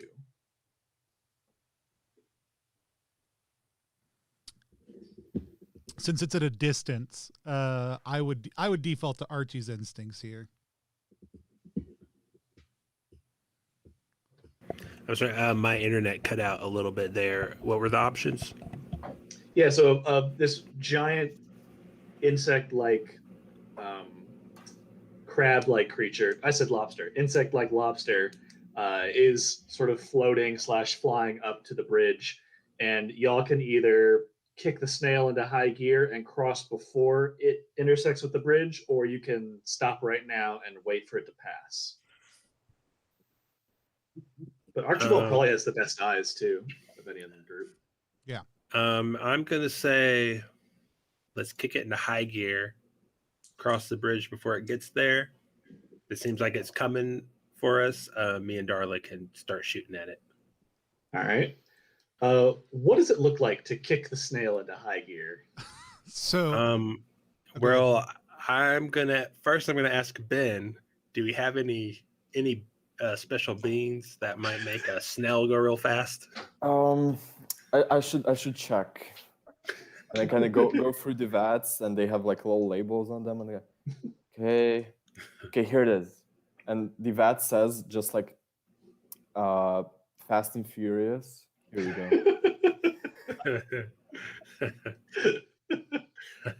All right. And is this a bean that y'all have used before? Like, what are the downsides to using this on your snail? Do you know? I think I've never used it for sure. But it's one of those beans that it's been maybe from some done with alchemy with Darla or something like that. It's been theorized that it could make the snail go faster, but nothing concrete. So interestingly, there is a potion in the alchemy supplement for speed that we could riff off of for this. Which would be like what it does, and it's really funny because the way it's written right now, all the alchemy stuff in the supplement primarily affects the user's body in weird ways, and the way that it affects the speed supplement affects you is that you basically move 3 times as fast, but you leave behind a trail of slime like a snail. And so 100% not kidding, people watched us design this live the other day because this is one of the potions we made in front of people. So I like the idea that we're basically we've taken some of the bean and we've taken some of the snail's speed and mucus and slowly extracted it over time, and this is our theoretical speed bean that when we eat it literally causes the snail to go into mucus overdrive and just leaves a even thicker trail, so that it reduces the speed of, it reduces the drag of the wagon and increases the speed of the snail while simultaneously giving the snail horrible gas, causing it to push along even faster.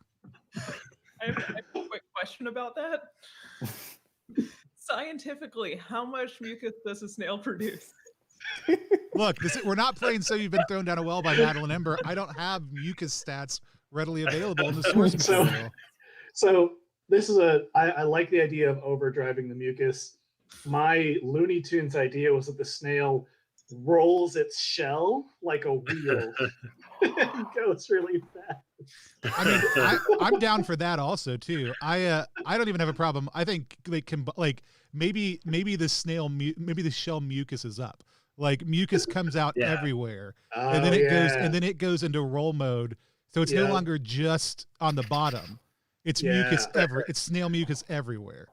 Yeah, you got a greased snail and racing a giant lobster. I mean, no competition. We got this. Yeah. All right. I love that. That's just science. No, this is hard science, y'all. I'm sure DeKalb can comment on by the way, if you want to have adventures like this in your Troika game, I'll just drop a link in the chat right there. This is just basic physics. This is basic bean alchemy physics. Beanology. I can actually talk on the mucus production. I can't really give too much on physics. Like I said, there's actually a physics teacher at my school who's much more knowledgeable than me. I am purely biology. So you've actually put yourselves into a really perilous situation. Oh no. A slippery snail on a very thin bridge, hundreds of feet up in the air. I'm going to give you all a choice. We can roll for it, but failing the roll is probably instant death. Oh no. So your other option is that after this burst of speed, the snail will be exhausted and y'all will lose some time. Do y'all want to roll and risk ending the campaign immediately, or do we want to Thanks for sacrifice coming, some everyone. Yeah, oh man, Mucus. I'm gonna leave that up to y'all because Archie is a gambler, and that is No, but I like the idea of saying like, yes, we like essentially you use this and then the snail's mucus is like it still has to regain its mucus and hydration. Like we gotta hydrate. Like there is a physical toll that's taken on the snail by this. Right. I like that idea. yeah. We'll let Okay. the snail rest after this for sure. We're not monsters. We're, Yeah, Okay. we would never mistreat a snail. You know. yeah, we will let it rest and eat all the beans that Ben will let it have. Cool.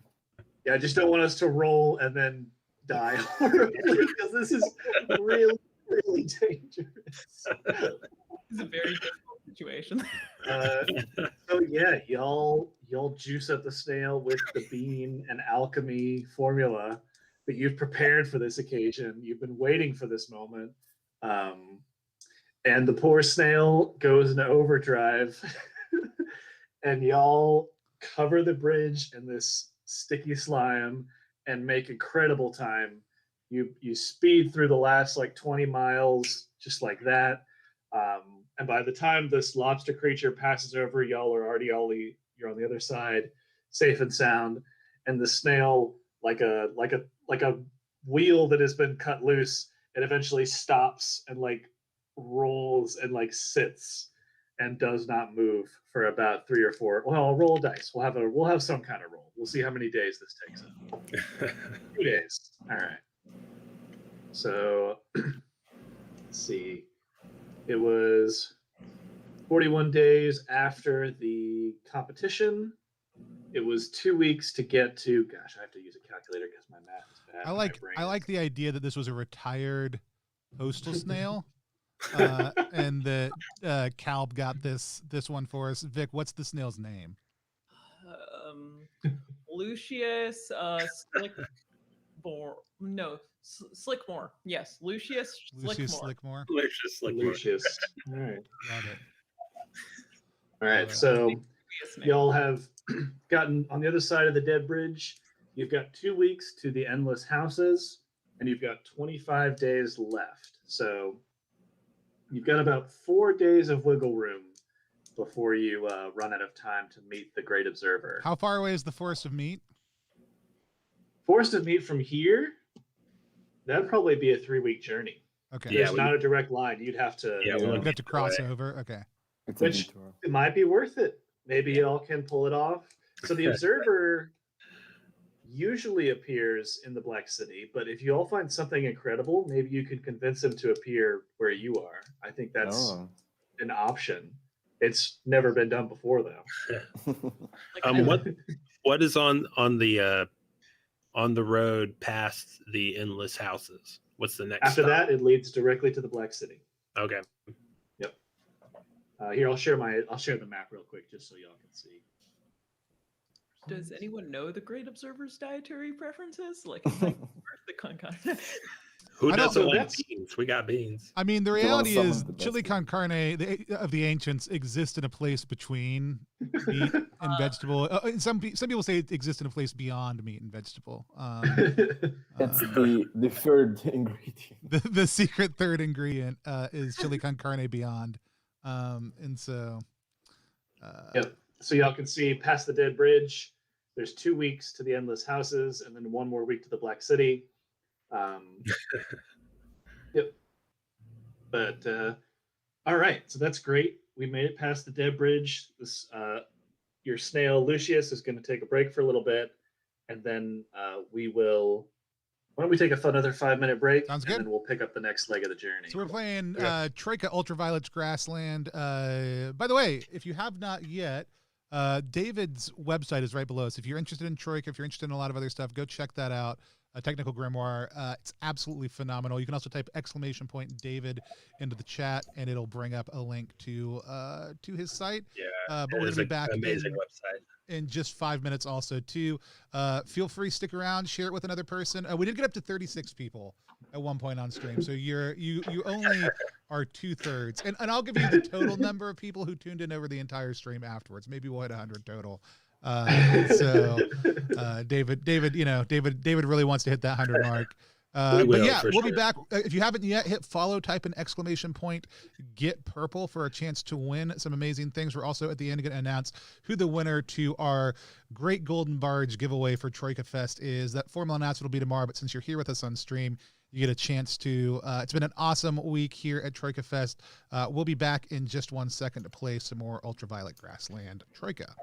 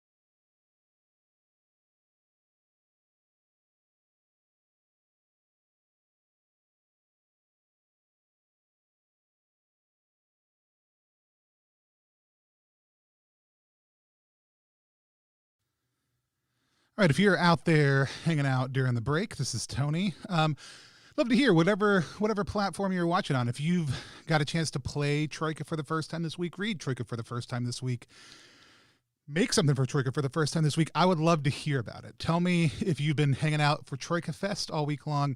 What has been your favorite part of the TroikaFest experience? Tell me down in the chat. I'll figure out something fun for somebody who shares a story with me.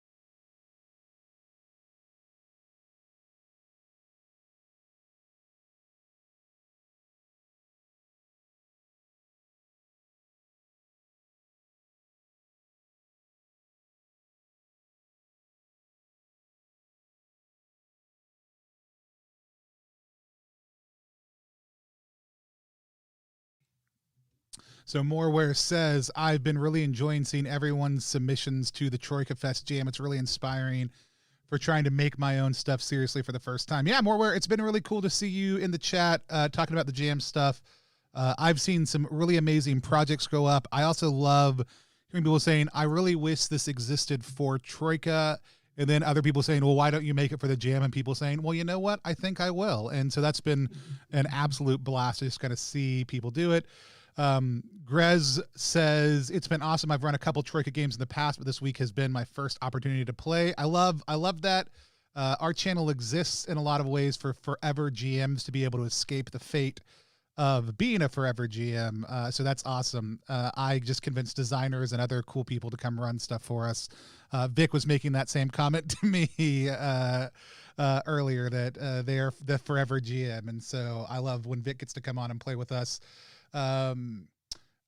T-Big Live says, I'll run my first Troika game today. Wish me luck. Yeah, absolutely. Good luck. It's also been great to have you with us on streams all week long. Was really glad you got a chance to win earlier this week also too.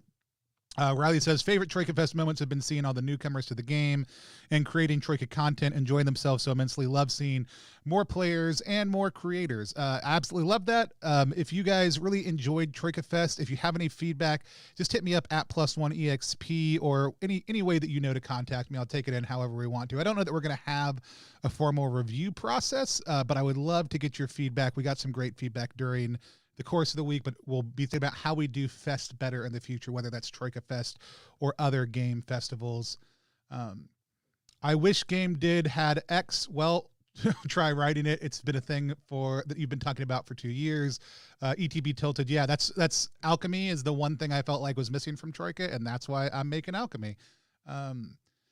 Ari says, I found out about Troika recently and I like TroikaFest. Let me see some actual play and plan my own game soon. I love that. Yeah, just not playing this week, using TroikaFest as a reason.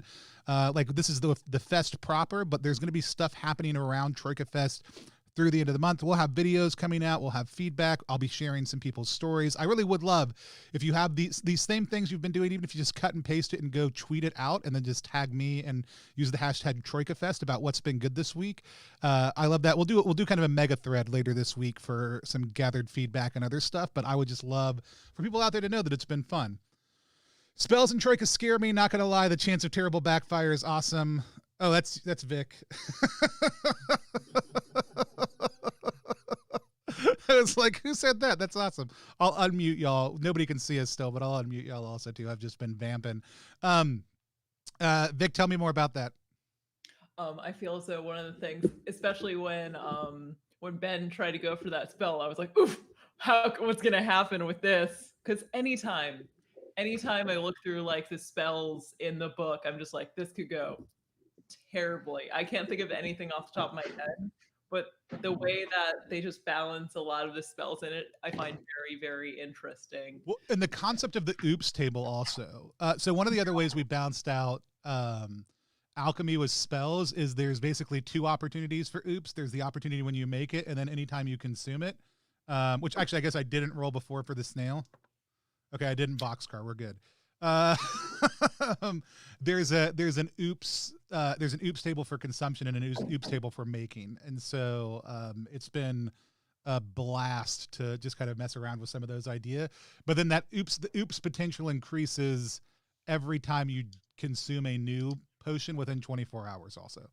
So speaking of consumables, another Melsonian print, The Fungi of the Far Realms. Oh my God, it's such a good book. Hold on. No one can see us. You hold it up again.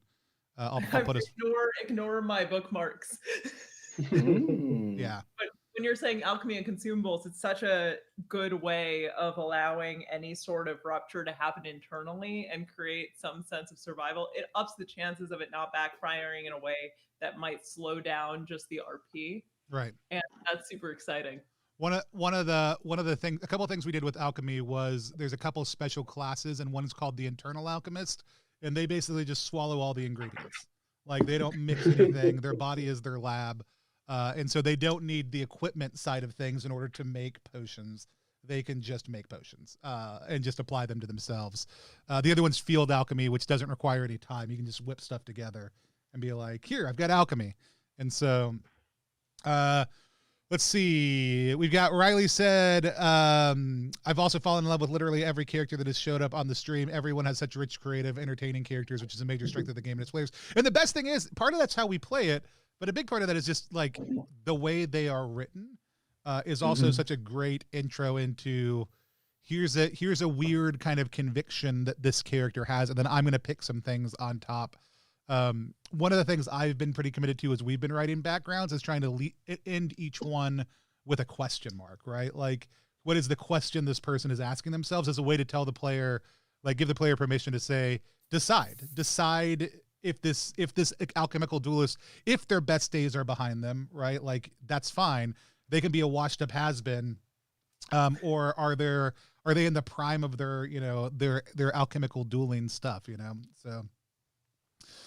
MB, what's been some of your favorite parts about playing so far?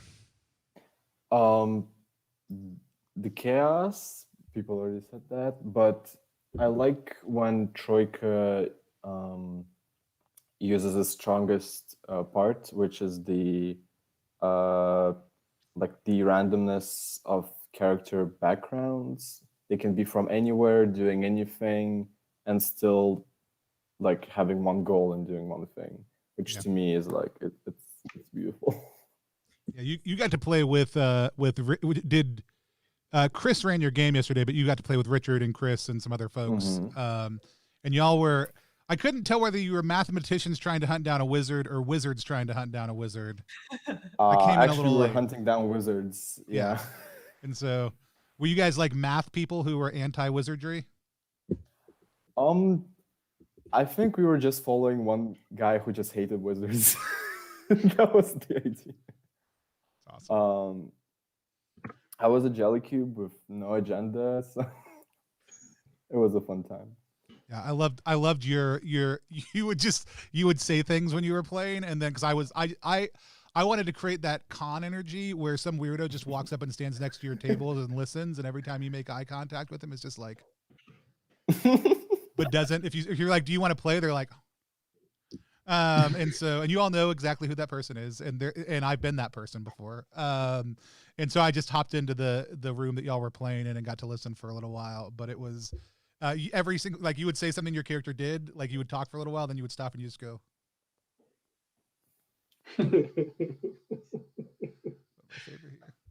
And then Richard's in the chat says some of us were just there for internship credit. And then shout outs to the designers of all those backgrounds. The Legume Magician was written by Aaron King.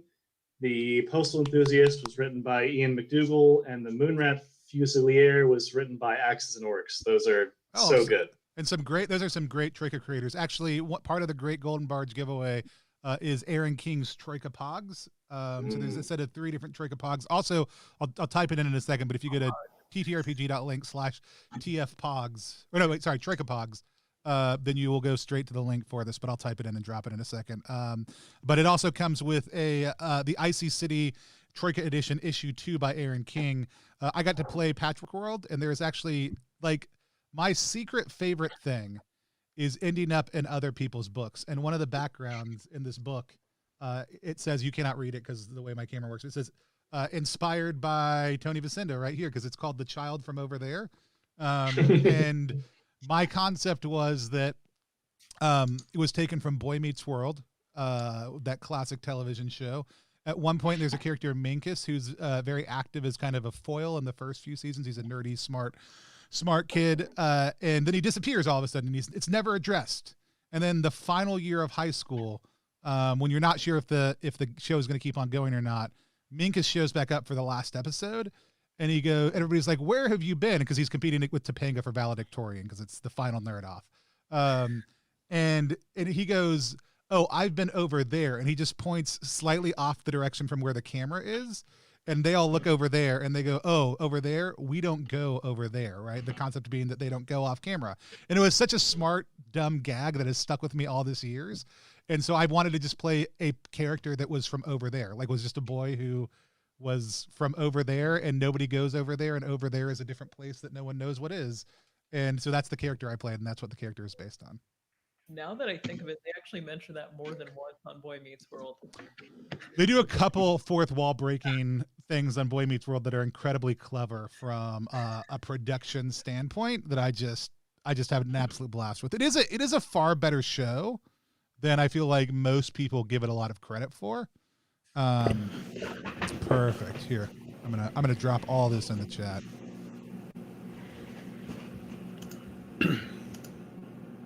Boom. And while we're on break, just a quick note from the DM. I dropped a list of all the random knickknacks y'all won from those competitions in Discord. So if y'all see something interesting, you can grab it and shout it out or use it however you like.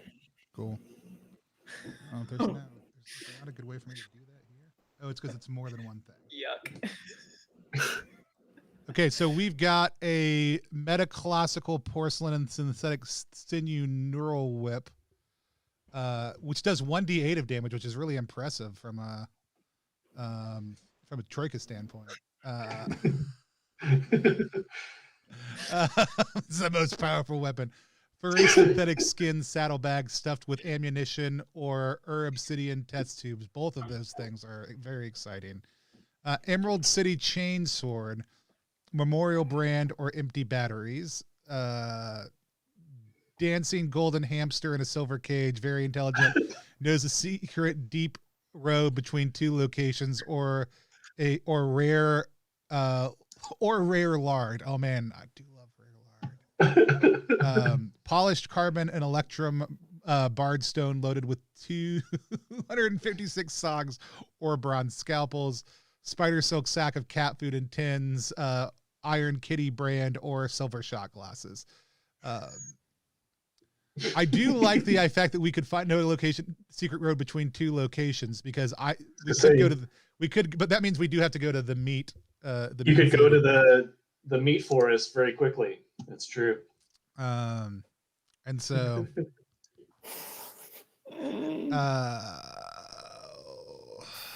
yeah. What everybody has already called, I think is totally fine. Nate,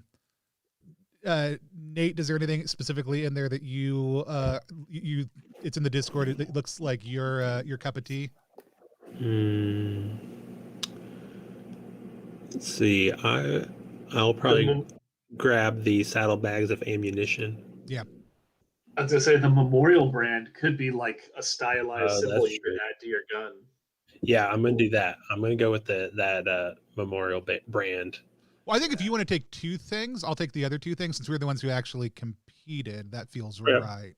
So if you want both of those, I'll take the other ones.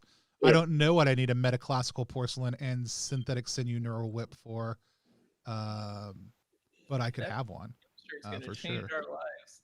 Yeah, so the way that UVG gives the item list is that it gives something weird and ultra specific to UVG, and then it says, or a generic piece of fluff. Right. So if you would prefer to have the generic thing, you can choose that too. Yeah. Instead of the ultra specific. I'm going to take the spider silk sack of cat food in tins, because spider silk sounds fun to have, as well as cat food sounds fun to have. Iron Kitty brand. And then, yeah, that'll leave me with a metaclassical porcelain. I don't know what a stuck force amulet is, though.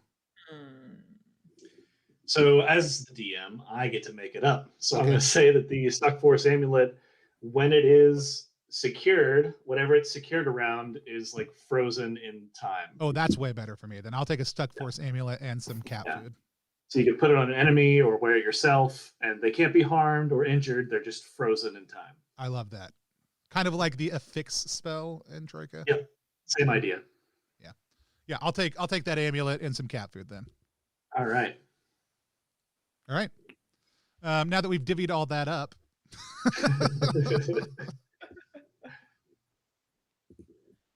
Are we live again? Oh, I was vamping. We've been live like for minutes now. Oh, okay. Like Nate, we've been live longer than Nate's been back. Sweet. So yeah, no, I was just asking people what their favorite TroikaFest moments have been so far while we were on break, and then Vic put that they were scared of spells, and so I was like, I'll just bring Vic into this conversation. And so while you were shouting everybody out, we were live, Yeah. so everybody Cool. got to hear where those different backgrounds. But Aaron King, go check out Orcs, Axis and Orcs, right? Mhm. And then who's the third one? Ian McDougall. Yeah, all great creators. Go check out their stuff. And I was gonna put the Troika Pog link in the chat. I'll do that. But yeah, you go ahead and take us back in. Sweet. All right. Well, we crossed the dead bridge successfully. Lucius the snail has recovered from his dangerous and exhaustive endeavors, but his sacrifice got you all across safely and quickly. So we have 25 days left and 3 weeks ahead of us. So from the dead bridge to the endless houses. Now, you have the dancing hamster that knows a secret passage between any two locations. Do you want to use that to skip to the Forest of Meat instead of the endless houses? I'm definitely pro utilizing this very fancy hamster to potentially get the con carne to assist us with our acquiring of our individual goals. Yeah, why have a hamster if you're not going to use it? That's right. Yes. All right. Let's go to the Forest of Meat.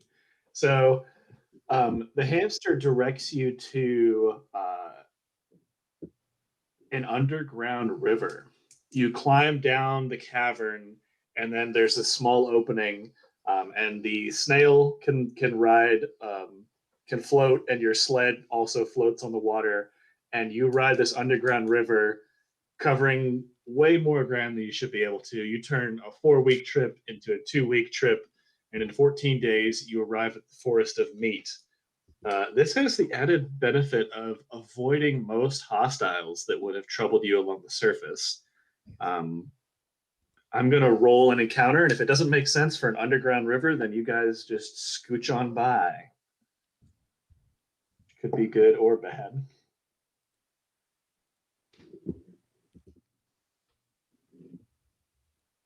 Huh. He happens to roll underground river fish attacks. I actually did roll something that fits underground. Oh no. So,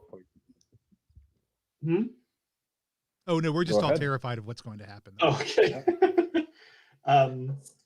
So I'm going to say that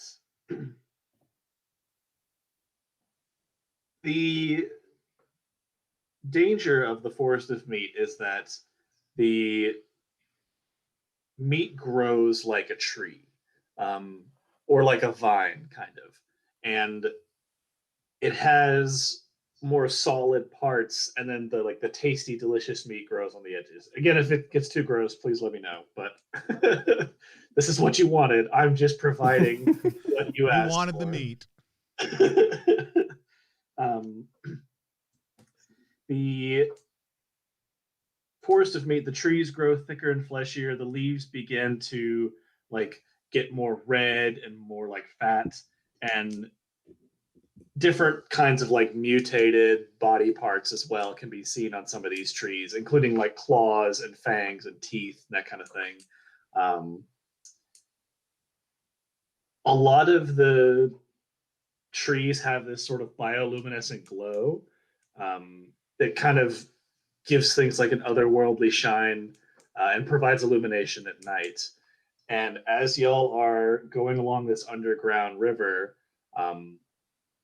the tunnel opens up into this larger underground cavern, and there is a tower of glowing meat that leads back up to the surface. So this counts as your encounter, and it counts as your path back up to the normal surface of the road. Unfortunately, this spiraling tower does have it is climbable, and there is a pathway for the snail to go up, because it used to be like a stairway for travelers to go up and down. That's how the hamster knows about it.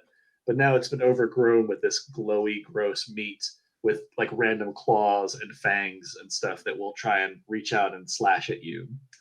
So why don't we sort of make a big roll to reach the top and explore the forest of meat proper?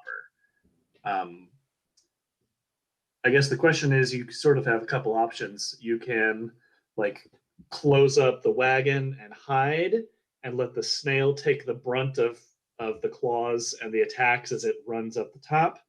Or you can try to clear the way and like protect the wagon and the snail from the appendages. Or something else that I haven't thought of. I feel like this may be like a 50-50 thing at least, or at least a 25-75 thing. Like, I am happy to ride up top and try to limit the impact on Lucius. Lucius, what was the full name? Oh my God. Slimore? No, it was like something else. Slickmore. Lucius Slickmore. I was like, it's something that felt a little bit weird to even say in my mouth, and so Lucius Slickmore. Yeah, I'm not gonna just let Lucius to the elements, obviously. So I'm at least gonna ride up top and try to pick off some of the worst fangs and claws and other stuff as we go. Okay. Yeah, Archie will also be trying to shoot some stuff out of the way. Cal's also going to try because I have the stamina and I have a knife.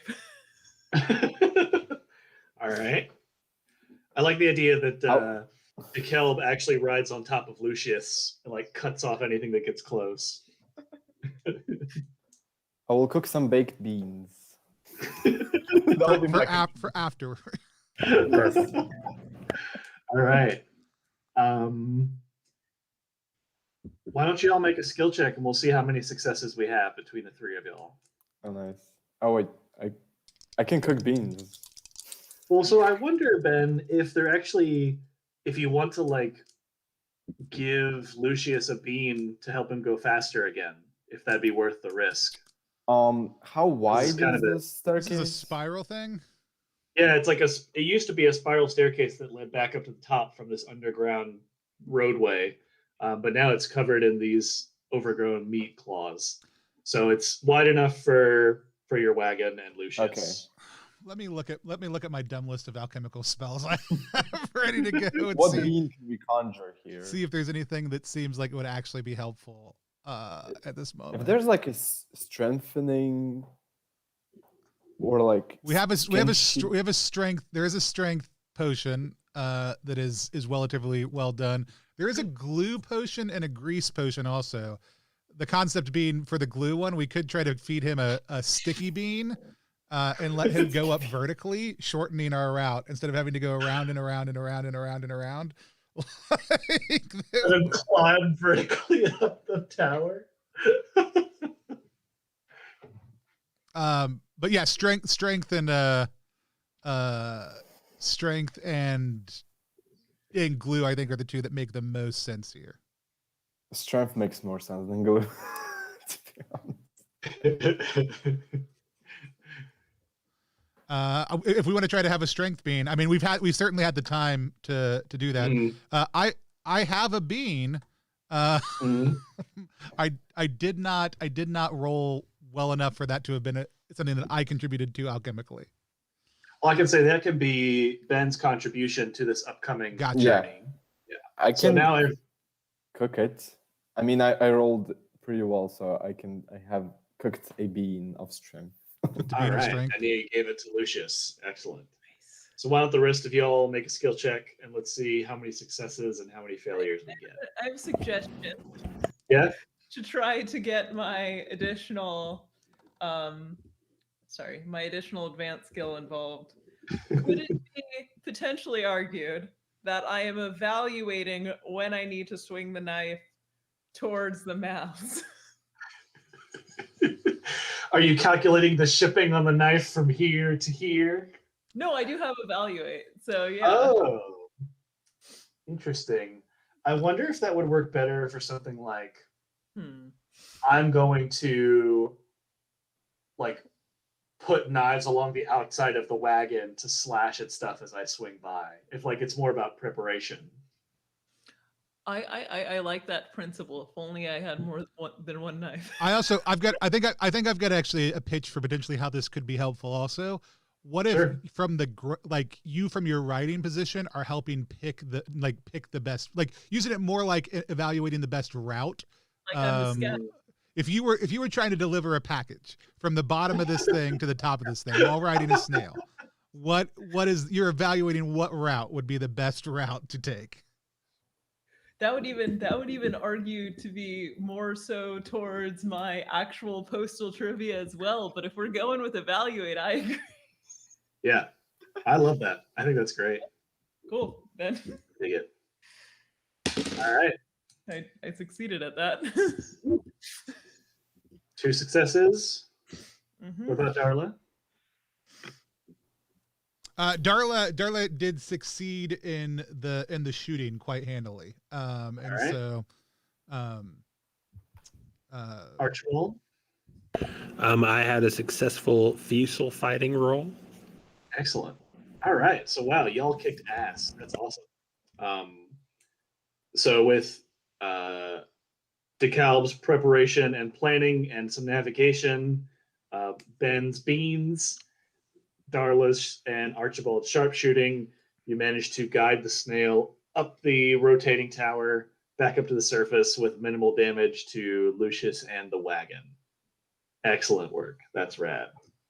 So when you emerge in the center of the forest, there is like a main pathway because travelers do come through here. It's not as rare as, it's not as rare as people warn about or tell legends of, because travelers got to travel and commerce takes all roads that it can. Everybody needs meat. That's right. When you don't need meat, not everybody does. Not eating meat's a totally valid option, but I was going to say, do y'all want to explore some of the different edges of the forest, or is our goal to make it through here as quickly as possible and explore around the Black City instead? Because you've got 11 days left, and it's only, but from the meat, it says it's 2 weeks to the Black City. Oh, I didn't notice that. I'm going to use the power of GM to make that 1 week so that we still have time. So it's 1 week to the Black City. You have 11 days left. So if you want to take 3 or 4 days and explore, you could either explore around the Black City or you could explore around the forest and try to find something valuable for the observer. mechanically I like to half and half, but time and narrative wise, I imagine we can do one or the other. I definitely would be in favor of squeezing some of this meat to see what comes out. Never say that again. All right, I'm down. So is everybody on board to explore the forest? Yeah. All right. So let me see. We've got 3 locations around here. One is 3 days away, one is 2 days away, and one is 5 days away. That's round trip, not there and back. So you could do the 5-day one, but then you'll have to make up the time in your final stretch, and you'll be rushing through the Black City. Or you could pick the 2 or the 3-day one. What do y'all want to do? How about the 2-day one? Yeah, maximize your time. Makes sense. Yeah. All right. So this discovery is called the Astral Turf. Shadows of the Forest of Meat suddenly at a perfectly level plain of quietly growing grass. All is silent, no animals, no sounds, no motion disturbs the gentle crunching sound of the grass as you walk upon it.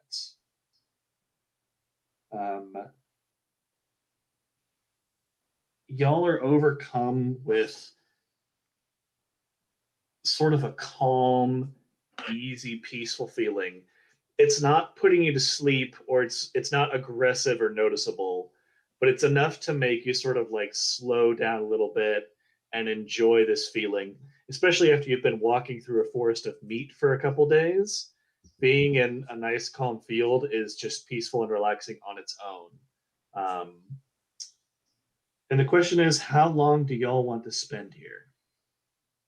Like I said, there is a little bit of an enchantment going on, but it's not enough that you couldn't shake it off and walk out if you wanted to. Right. Ben, what's your bean clock say? How much time we have? I want to check my bean clock. Oh, it's like that bean's sprouting off right now. Yeah, no roll necessary. You traveled 1 day here, so you've got 10 days left, and your return journey will take another day. So you could afford to spend another 2 days relaxing here, recovering your energy.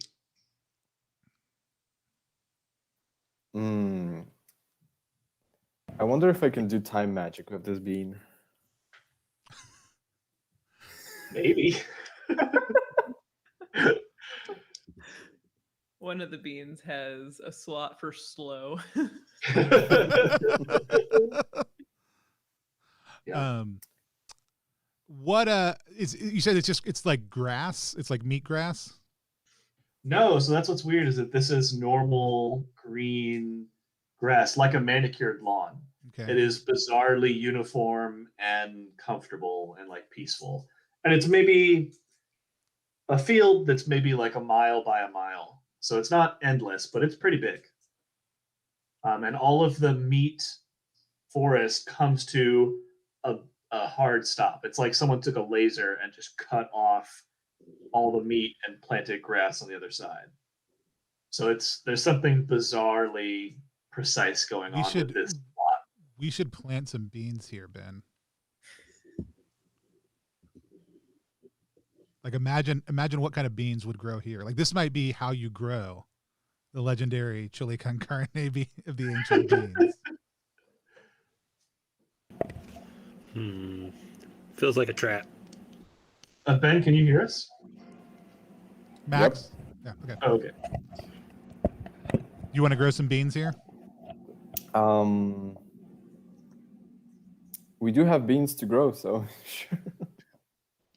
Do y'all want to take a day and plant a bunch of beans? Is the plan to like cover as much area, or do you just want to plant one and study it? I think Ben prefers to like focus on singular beans and like try to nurture like a smaller amount of beans. So it will be one. I mean, I think I would try to talk Ben into 3 beans for the scientific method, and I would offer to monitor at least one of those beans myself so it gets full attention. 2 beans. 2 beans. That's our compromise. Are you going to plant one in the meat forest and then one on the other side on the grass? Is that the plan? That would actually make sense. Yeah. That sounds like the scientific process in action. About it. Sounds like some good propagation. Okay. Interesting. All right. So you plant the bean on either side, and do you want to use that accelerated soil that you used before? Absolutely, we use the bean accelerant. I want to use my bard stone that I got with a lot of songs and play that. To sing to the beans? Yes. Okay.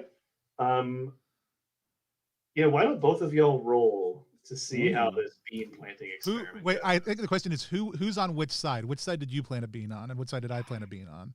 And I do want to envision that since it's laser-like precision, we just planted them next to each other. Yeah, like 5 feet away. Right, but on yeah. I wonder what's on the meat side. You want to be on the meat side? Okay, so I'll be on the grass side. It's more dangerous. I have a garden skill, which I'm gonna use. True. Yep. I don't. Damn, I do not. But I rolled my alchemy. I mean I rolled my base skill perfectly well.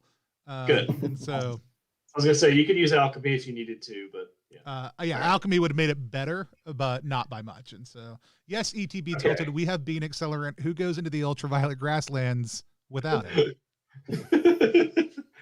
All right, so Ben, you are having your journey with beans this session has been lackluster. Exactly. The bean is rejected by the fleshy soil, and the bean just kind of sits on top sadly. Over time, you see like over time you see like a vestigial mouth form from this fleshy patch, and it tries to eat the bean. Do you recover it, or do you see if the experiment continues? I want to continue it. It's like the it's an forest is experiment. fighting back against this bean Sure. intrusion. Take this bean. Yeah, so this clump of forest forms almost a whole creature. If this were a longer campaign, I would let you keep this as a pet that you could like feed beans to and grow and nurture into Whoa. something. But we're running low on time. But this is an interesting experiment, and you have found something magical here. Perfect. So if you want to keep this pet for flavor purposes, I'm going to say that something separates off of the flesh forest and follows you around as long as you feed it beans. Okay. I will call it the bean eater, or neat for short. Ah, all right. And let's talk about Darla's bean. So Darla's bean sprouts healthy, and it sprouts out of the ground and begins to grow other beans. The other beans that it grows shimmer in and out of existence. It's almost like they're caught in another dimension. And they have kind of this like shimmery transparency to them. And they feel a lot lighter in your hand than they should be. It's like they don't completely exist in this reality. Oh, interesting. Mm-hmm. It makes Darla wonder about the transmaterial reality of this space, and whether or not this is indicative of the fact that there may be a reality to this mile-long square of grass that both exists here and elsewhere. But then I go shoot some stuff to get rid of those deeper existential questions. I do share them before I do that, but I like, you know. I gotta ask, is there a particular postal code for this patch of grass? I mean, only you would know. Do you sense any mailboxes nearby? Some interdimensional mailbox? Gotta check on those interdimensional mailboxes. Yeah, you should definitely check for an interdimensional mailbox.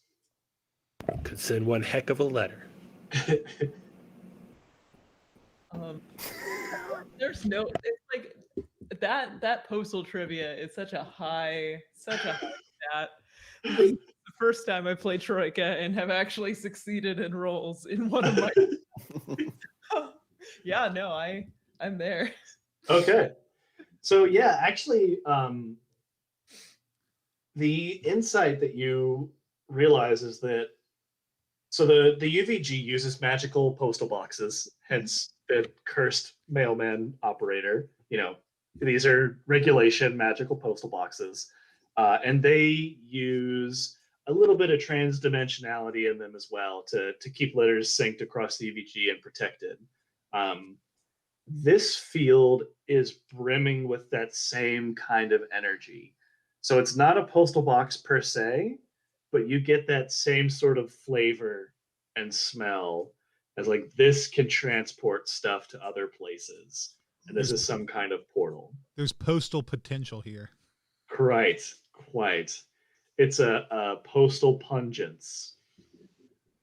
Do you guys, do you think that we could possibly mail ourselves to the location we need to be? We could try to mail ourselves to the Black City and give ourselves extra time using the postal potential. 1 or 2 days. Yeah, let's get all our stuff packed up in our Snell sled and put a stamp on it. See if we can teleport. We've got about 15, 20 minutes left in this session. Sure. Here's a pitch for how to end this. What if y'all find a way to go to the observer directly instead of waiting for him to come to you using this transdimensional patch of grass? I love it. Yeah. All right. How would you do that? I'd love for us each to pitch a part of this idea. I think that's the best way to do it. Like it's a 4-part plan. We've each got a part of it. Yeah. I really want to utilize my special for this. Ooh. What is your special? Like You have the guide, right? I do. The guide? Oh, sorry. I was thinking of your skill, not your special. My specialty is test your luck to find one, but letters you send arrive 1 to 2 business days and are never delayed. But the principle still stands. If we're the package, I love that. Ooh. I like that. I do like the fact that I think the concept that Calb is guiding us through the postal forces absolutely makes sense using that special.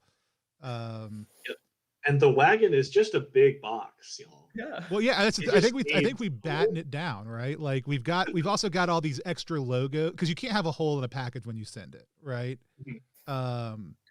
And so I think we use some of those logos we got, some of those signs, and we kind of like batten down the outside of the wagon to kind of cover up all the exposed sections. We also need a fragile sticker. It's true. Oh yes. Slap a large specimen stamp on a beans stamp. Lucius. And so, what's everybody else doing? I have an item called plasmic orbs. I have no idea what that is. So I know that there are orbs for the fusel. Those are ammunition for a gun. Okay. But I could also see plasmic orbs being like the astral equivalent of a stamp, something that has value that would entice the portal to open and accept it. Plasmic, they are essentially also a power source. Like they're not like, it's not like a bullet you shoot a plasmic orb. It's like you stick a plasmic orb in and you have energy to shoot. Like 1,000 shots things. or whatever. Yeah. So, Lucius, eat this orb. Well, you gotta bring Lucius with you. we can't just leave Lucius here. Of course we're taking Lucius with us. Well, he's in the wagon. That's why we've got to use the extra signs. Like we've got to. We're putting stamps on the snail. Yeah. So I think like what we see. Hold on, shit. Let me look at my alchemy list real quick. I just love the idea that like y'all are preparing this package and it says things like, "Do you have any living creatures?" You're like, "Yeah." "Do you have any perishables?" "Yeah." "Do you have any dangerous toxins?" "Yeah." Excellent. So I make a we have a diminished potion also too. So I feed that to Lucius Slickmore. Oh, to make him small. Make him small. Oh. But I also like the idea that his shell doesn't get any smaller. It's just so now it looks like he's wearing shoes that are 3 sizes too big, but he does fit in the back now. All right. Okay, so what is Archibald doing to contribute to this journey? Or you're contributing the plasma cores, right? Yes, plasmic orbs. That's right. That's all that I have to offer. All right, Ben. Beans. I mean, I think that bean that have been growing since Ivory Plains, it's been enough time that there's at least like a single, like a tiny sprout bean, but it's superb. It's the best bean ever because it's been like through everything. So it kind of accumulated some specific energy of the UVG, and I hope that's a good enough.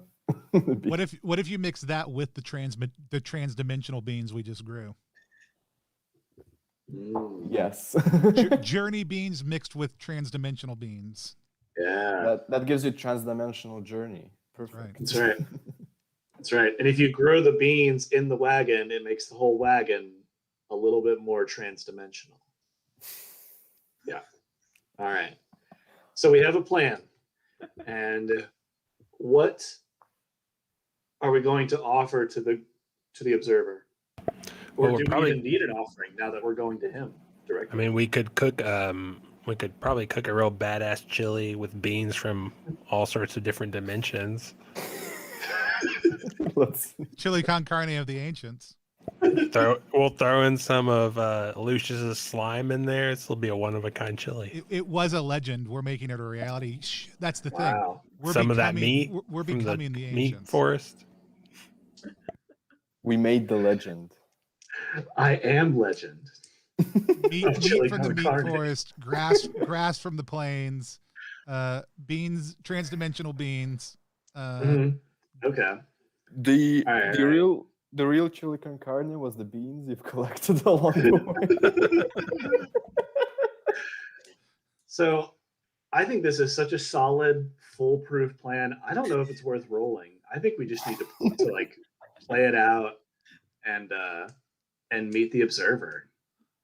I do have another horrible plan in mind for when we meet the observer also, but I'm not going to tell you what that is until we get there. No.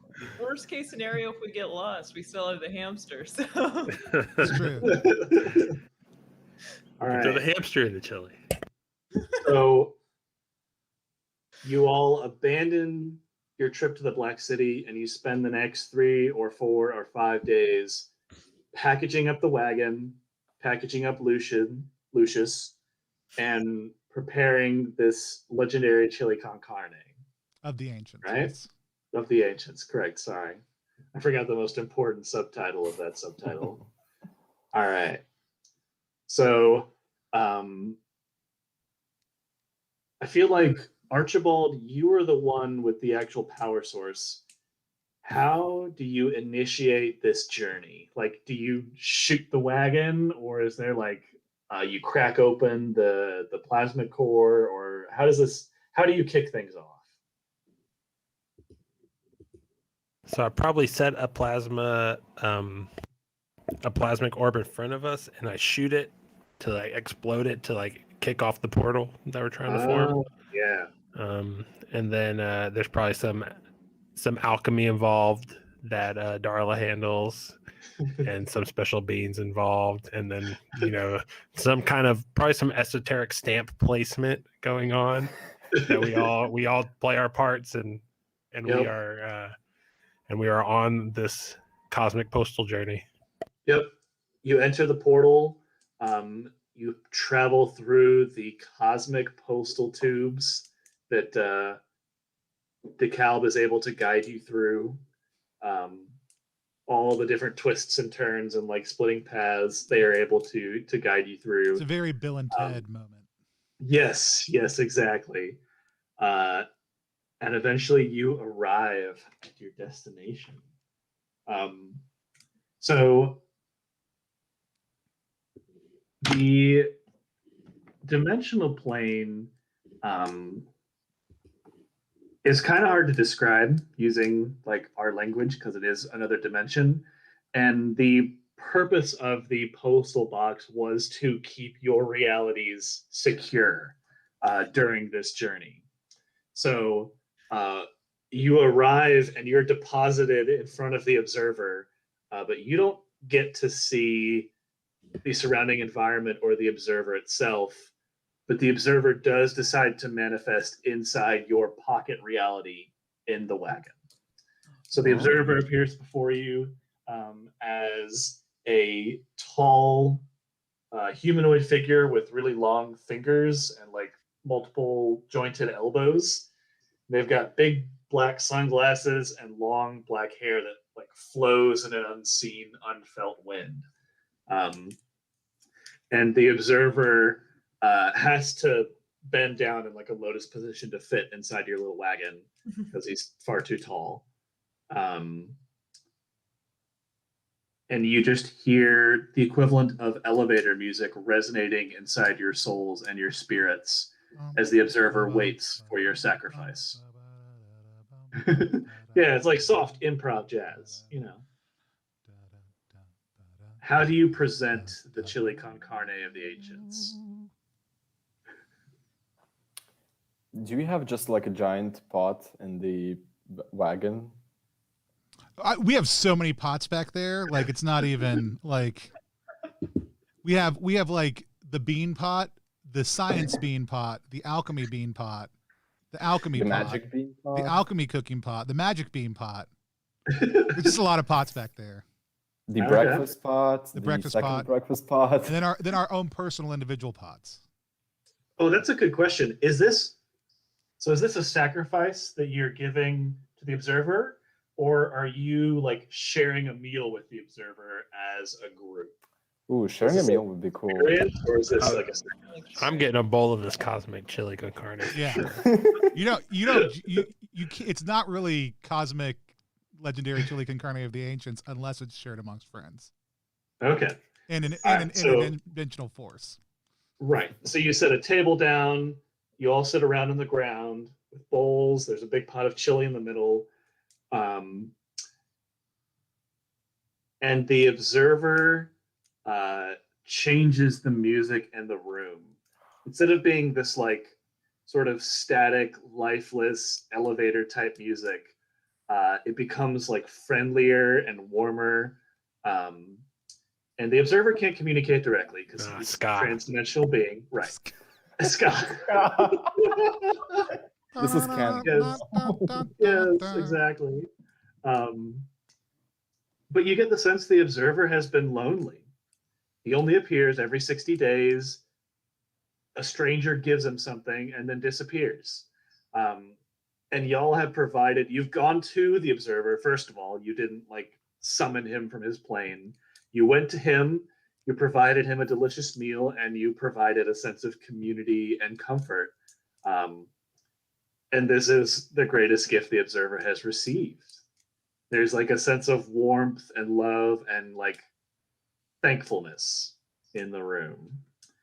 And the observer grants each of y'all the knowledge that you have been seeking. To Darla, he bestows an image of you at the age of like 80 years old and says, even at this age, your best days are still ahead of you. To Archibald, it is just a very simple declaration of you are the best rifle rat, bar none. And you will always be the best. To Ben, the observer reveals that this journey and that the beans you have cultivated along the way The real treasure is the beast. You collected along the way. But more than that, it's this sense of like collecting and pursuing is really important, but you, because it is beans that you enjoy, you can grow your own and like provide your own sense of satisfaction and growth rather than having to like seek out more and more exotic things. And to DeKalb,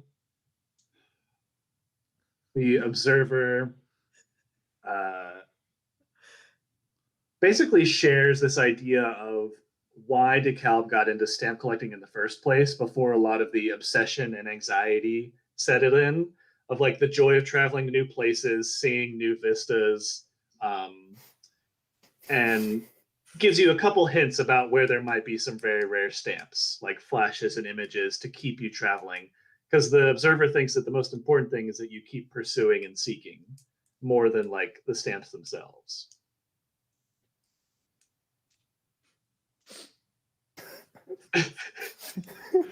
Archibald is gonna whisper to the cow, give him the hamster. They're lonely. They could use a pet.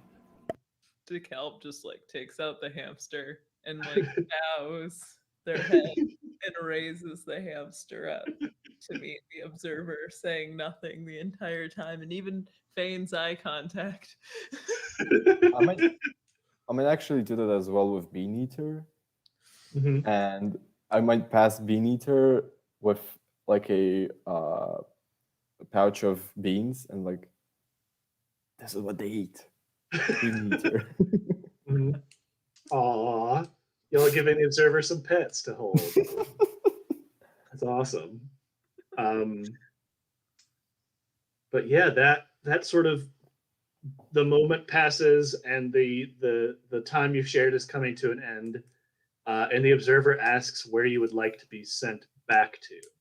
Says, I can send you back to your patch in the meat forest, or I can send each of you back to your homes. where do you want to go next? And that's sort of like an open-ended character response opportunity. To my bean farm. Back home? Yeah, I will All grow right. the best bean. All right, so Ben is sent back to his bean farm filled with new inspiration and motivation to continue growing and splicing new varieties of beans. What about Archibald? Well, I'm a moon rat. My people come from the moon, but I've never been to the moon actually, so I'd like to go to the moon and see if I can shoot a target on Earth from the moon. Yep, the observer sends Archibald back to the moon. All right. What about DeKalb? DeKalb would like to go forward Okay. on to more stamps, but really So back. the story of the stamps to come. All right. So I'm going to say the observer sends you to like the next hint about where a stamp will be, but he doesn't give you all the information, and he just sets you on your next stage of your journey. And what about Darla? I think Darla, having had this vision of themselves at 80, realizes that part of my best days being ahead of me is not just my success, but the success that I might breed in others. Like having spent this time on the road with my friends here, and so I have the observer send me to the place where I am going to start my alchemical dueling academy that will one day rival my alma mater. Brilliant. All right. And with that, y'all are sent to your respective destinations, and the observer holds Bean Eater and the tiny hamster in one hand and roll credits. That was beautiful, y'all. We solved your So ultraviolet well grassland puzzle. Well done. We do a thing here on the channel called Reaction Roll. Reaction Roll is a live stream within a live stream. It's where we sit down and we talk about the game we just played. Lots of times we're talking with the designer. Today, we are not talking with the designer of anything that we just did, but we are talking with a lot of designers as well as a lot of other great people about our experience playing Troika, but specifically playing Troika in the ultraviolet grasslands. We just finished. We've got some amazing people here playing with us. It has been our closing stream for TroikaFest. If you have not yet if you're watching us on Twitch right now live, hit follow, and then hit exclamation point get purple for a chance to win a Troika book of some sort. We've also got some other shenanigans we're going to give away too, so feel free to go ahead and type that in if you haven't. But we're going to just talk a little bit about what our experiences were. Let's just everybody just say who they were again one more time. Again, my name's Tony. You can find me at Tony Vicinda online. You can find +1 at +1EXP across most internet social media platforms, or at +1EXP.com. We're a weird little brand that multi-classes in tabletop game design, beard and skincare alchemy, and the Bardic College of Content Creation. We're one of the co-hosts for TroikaFest. Nate, tell people who you are, what you do, where they can find you online, and then what your thoughts were about playing Troika and the UVG. You can find me online at Nate Treme, at HighlandParanormalSociety.com. I make a bunch of different games and a lot of adventures. I got a Patreon where I publish adventures usually at least once a month. Oh yeah, there's some of them. They're usually in small weird formats that I try to design things that I can fit and send in the mail for one stamp. And all right, we've got some official members in the house. Really applicable. There's some good scale-sized adventures right there. I think that's probably the smallest spell book in the world, the one that Tony's holding there. This is inspired by Tony, probably. Look at that. That could be a picture. Yeah. And this was probably my third time playing Troika, I think. I like Troika a lot. It's pretty simple. The The most complicated part, I think, is maybe the initiative system, which we really didn't get into in this, but it's actually really fun. Oh, my kid! I don't know if y'all heard. My kid just woke up. Who's been taking a nap and just screamed over the baby monitor. Yeah. So I'm gonna have to run in just a minute. But yeah, this was a lot of fun.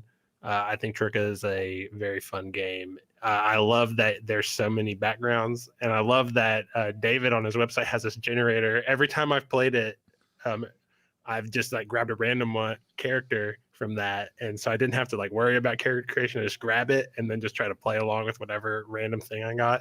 That's actually my favorite thing of any game, is when you can just randomly grab a character and then you just try to, improvise it as you go. Awesome. Love it. Vic, tell people who you are, what you do, where they can find you online, and what your thoughts were about playing Troika and the UVG. I'm Vic. I also do a Monday TTRPG show over on Twitch as well at Dice Drinks and Drama, and that's Homebrew. We mostly talk about new Kickstarters and some game theory as well. I'm also on Patreon with my hacks and also my system playtesting at the moment, which is really fun. And I am Major tomorrow on everything, and that's Major_TMRW. And I think I kind of want to piggyback about what Nate had mentioned about the combat system, because I was also kind of like, yes, we didn't do it, because sometimes I swear it confuses me that it's just a two-sided coin, but I don't know what it's doing. And there's a bunch of them sometimes, and I'm like, no. But one of my favorite things about Troika in general is the huge range of possibilities that you have, especially when you randomly generate it. Like a postal enthusiast, really. And the ability to do pretty much anything that you would like. And I feel as though Tony said it earlier about how easy it is to just jump into the character with only a few of the lines and a few of the supplies.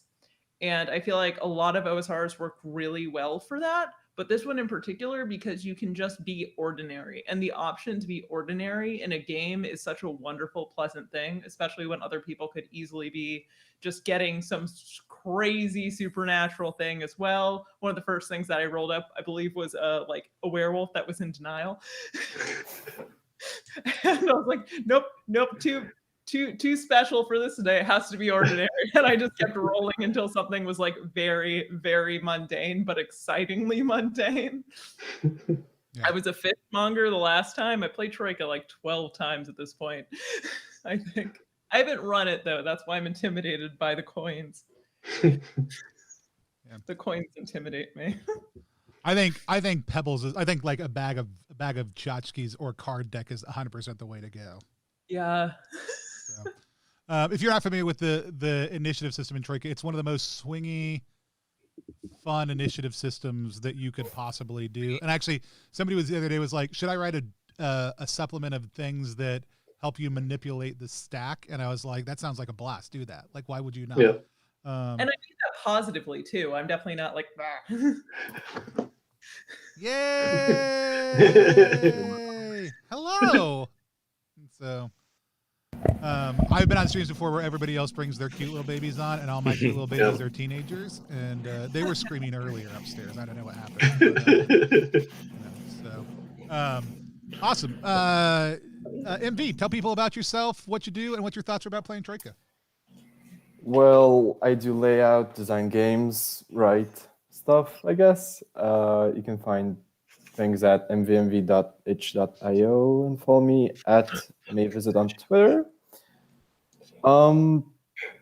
Yeah, playing Troika is a blast. I like how little prompts can lead to like huge plot points in the game, because all the bean stuff comes from just one like sentence in the special description, is that all my spells can be stored in beans, and that's the Legume Magician background for those listening by Aaron King.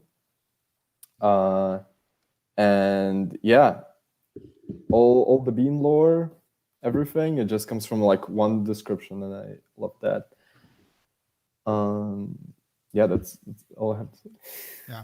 I love it. And then David, you ran for us today. You are somebody who obviously enjoys Troika enough to spend a lot of time typing up Troika backgrounds other people send you into, or at least cutting and pasting them into this big site. Tell us a little bit about what you love about Troika, about the experience of prepping today, and tell us a little bit about the work you do over on your website too.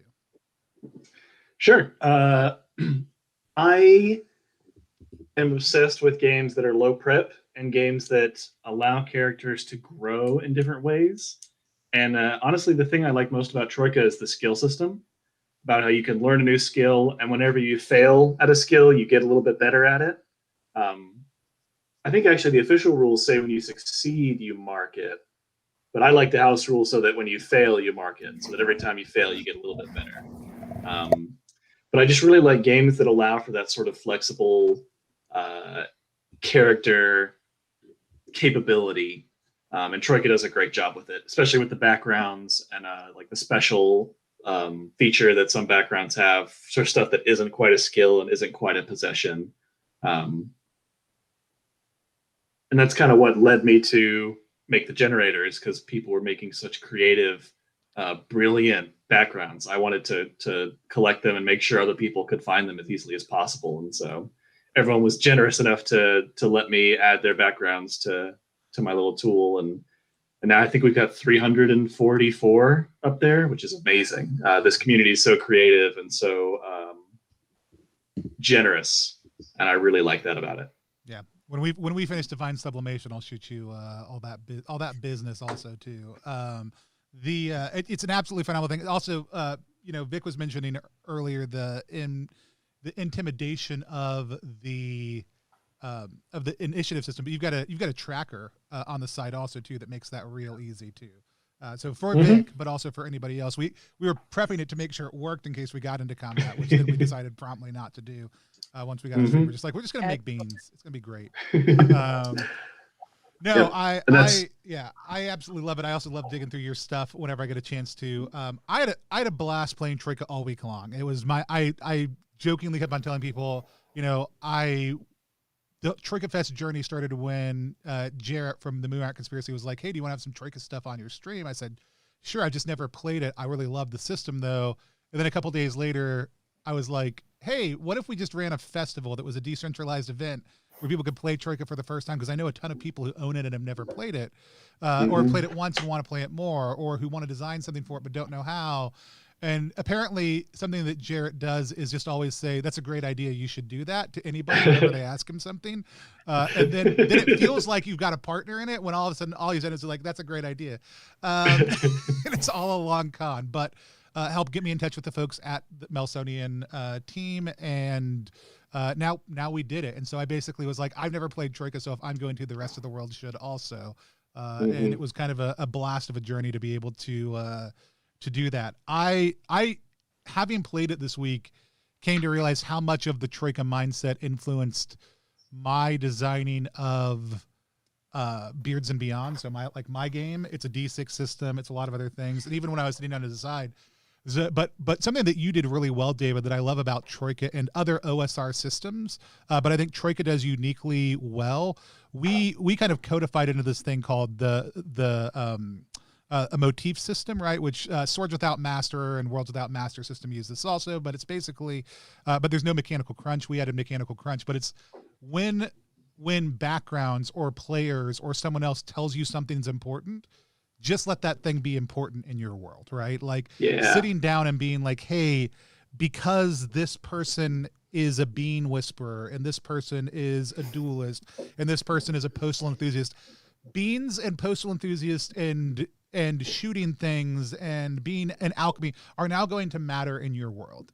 And when you do things with things that matter, that should just be rewarded narratively." And so we built in a thing that gave it like a little bit of a mechanical crunch to rolls, but just to encourage people to say, it's not like inspiration where that's a good idea, go ahead and roll advantage. It's saying like, no, when things are important to your characters as a facilitator, just embrace that and make it a part of things. If all of a sudden they've found a bunch of things that they think will hurt this enemy and they've come up with a good rational excuse to do that, let it happen, right? And Troika does that so well from the genesis of creation, And you know, that's something that in B&B, like that's something we name from the very beginning. Like when you start playing and you're constantly adding motifs in, taking them out as the world builds and shifts and changes, and it can just be a seamless process. But in Troika and in other systems, it's just such an important part from the get-go. And you did a phenomenal job of weaving that into the lore of UVG also too. So like kudos to you on running well. And it was a really big blast playing with all of y'all, especially Nate, who we all were, you know, fangirling on before and fanboying on before the stream started. Was, you know, like it was exciting to play with, you know, Vic, who I love, MV, who I love, David, whose work I've loved forever, Nate, whose work I have loved forever. Getting to spend the last stream of TroikaFest with all of y'all has been awesome. So what are some things in Troika, while I pick the winner for this, that y'all kind of would love to see people explore that you haven't seen people explore yet? Like, what are things you've always wanted to make or you've wanted to see other people make for Troika that you just haven't yet, or that you think would be fun ideas for people to explore? I'm going to ask that while I do some dibbly-doo stuff behind the scenes, and I'm going to ask it generally, so somebody respond, please.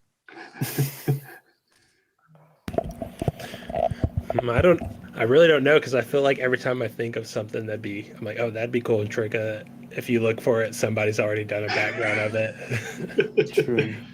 It's just, there's so many backgrounds. I feel like you can do any genre, I mean, there's a whole book of Seinfeld characters as Troika backgrounds. It's a good book.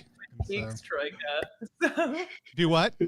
I played the Twin Peaks one. Let me actually just look up. Oh yeah, Twin Peaks. It's like it's a coffee mug in the thing, and it's, I'm trying to remember what it is.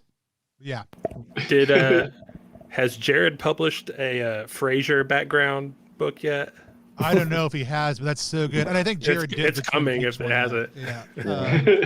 And so we've got Troika in space, which there are a couple of, but yeah, just like I would love to see like Star Trek Troika, but like classic Star Trek Troika, like original Enterprise series. Pirates of the Dark Water Troika. That's strong. Yeah. The cartoon Pirates of Dark Water? Yes. Yeah. It was on for a season, but Yes, defined a certain generation's memories of it's what. amazing. Somebody, Riley, thought that Vic had said Tween Peaks, which is a great Troika supplement. Tween Peaks. It's Twin Peaks, but you're all 11 to 14-year-olds. Like that's it. Wow, that's like old. Tales from the Loop energy. Yeah. That's right. I feel unfortunately encouraged now. All right, let's give some stuff away, and then I'll also tease who the winner for the other giveaway was. So, for a copy of a Troika, why is it not working all of a sudden? Did it work? Hold on, let me pull up the chat. Hey, we've got C.A. Berlitz has won a copy of Troika, who is a phenomenal Latin American RPG press member, somebody who covers a lot of great things and has been following Troika a whole lot. So we're going to do that for CA. CA, shoot me a message here on Twitch. We'll get that set up for you. I'm going to pick one to win some Troika Pogs also, too. So we're going to give away some Troika Pogs right now. As soon as I can get back to the place where I do giveaways. There we go. Pick another winner. Sunrat, you're going to win some Troika Pogs. Shoot me a message, and we will get you set up here on Twitter. Please tell me what I said you won also, too. And then one last winner is going to win a copy of Divine Sublimation, which is the alchemy supplement that we are making for Troika also. And that is going to be... Splendid Alfonso has won that. So go ahead and message me, all of y'all. Tell me what you won. I'll need your address, your name, your actual name, and then an email address. But thanks y'all for hanging out with us today. Also, I mentioned this earlier. I may have to pop to a different screen real quick. The winner of our Great Golden Barge giveaway, which is like 4 Troika books, some Troika Pogs, some dice, copy of Divine Sublimation, and a bunch of other stuff that we all threw into one big pile all week long. Is this? Oh no, it's not that person anymore. Hold on. Let me see if I can find them. I lost it. All right, it's somebody named Sword and Toad on Twitter. And here's the coolest thing about it. I went and looked after I just pulled a random number from the 104 entries we had in the giveaway, and they are somebody who they're following 48 people on Twitter, and there are 10 people following them on Twitter. They are not super active either way, but I actually really love that they won because I love the idea of somebody who isn't necessarily a humongous name or well-known or just has a lot of social media following who hopped on this and is going to get a ton of Troika stuff sent to them from both us, Aaron King and Melsonian. So we'll make a formal announcement about that tomorrow. But I was super thrilled when I saw that it was some just person who loved the game and wanted to hop in and was very, very excited. Riley, the person who gets the dice is the person who wins the giveaway. That's who I was just talking about. And so I'm super excited and thrilled for all that. It's been a really great week. And we're going to hop off in just 1 second. I still don't have a good log off for stream. Still have never workshopped one. It's fine. We're just going to wave at the screen in just a second. But if you've had a good experience during TroikaFest, best things you can do to ensure that there's another TroikaFest, go back Academies of the Arcane, because it's a great thing right now. Go buy a book from Melsonian Arts. If you want to support us, the best place to do that is actually on Coffee. There should be a link right down below me. You can go to coffee.com. We actually just launched that. It's a great way to support us financially. We did TroikaFest just because I thought it would be fun to have a decentralized festival for RPG content, and Melsonian was great enough to partner with us on that. But other than giving stuff away for free and doing a lot of support for us as a staff, and I'll probably get some stuff free from them. It's not a paid thing. It's not like they cut me a huge check or anything else like that. It was just something we both wanted to do for the community. So please consider, if you want to support this channel, the work that we do, that Coffee link down below is one of the best ways to do it, or go back to Vine Sublimation, the thing we have up right now. Our hope, our dream here on Plus One EXP is that designers can find great players who love their game, and players can find great designers whose games they can love. That's entire mission. That's what we're here about. We want to support the ttrpg community in that, and fests are a way that we'll be doing that a couple times a year for different systems and different creators. But it was awesome to partner with Melsonian for the first time on all of this also too. I couldn't have asked for a better set of partners. Thanks everybody who came on and played today. With that said, we are going to wave at the screen until I take us offline.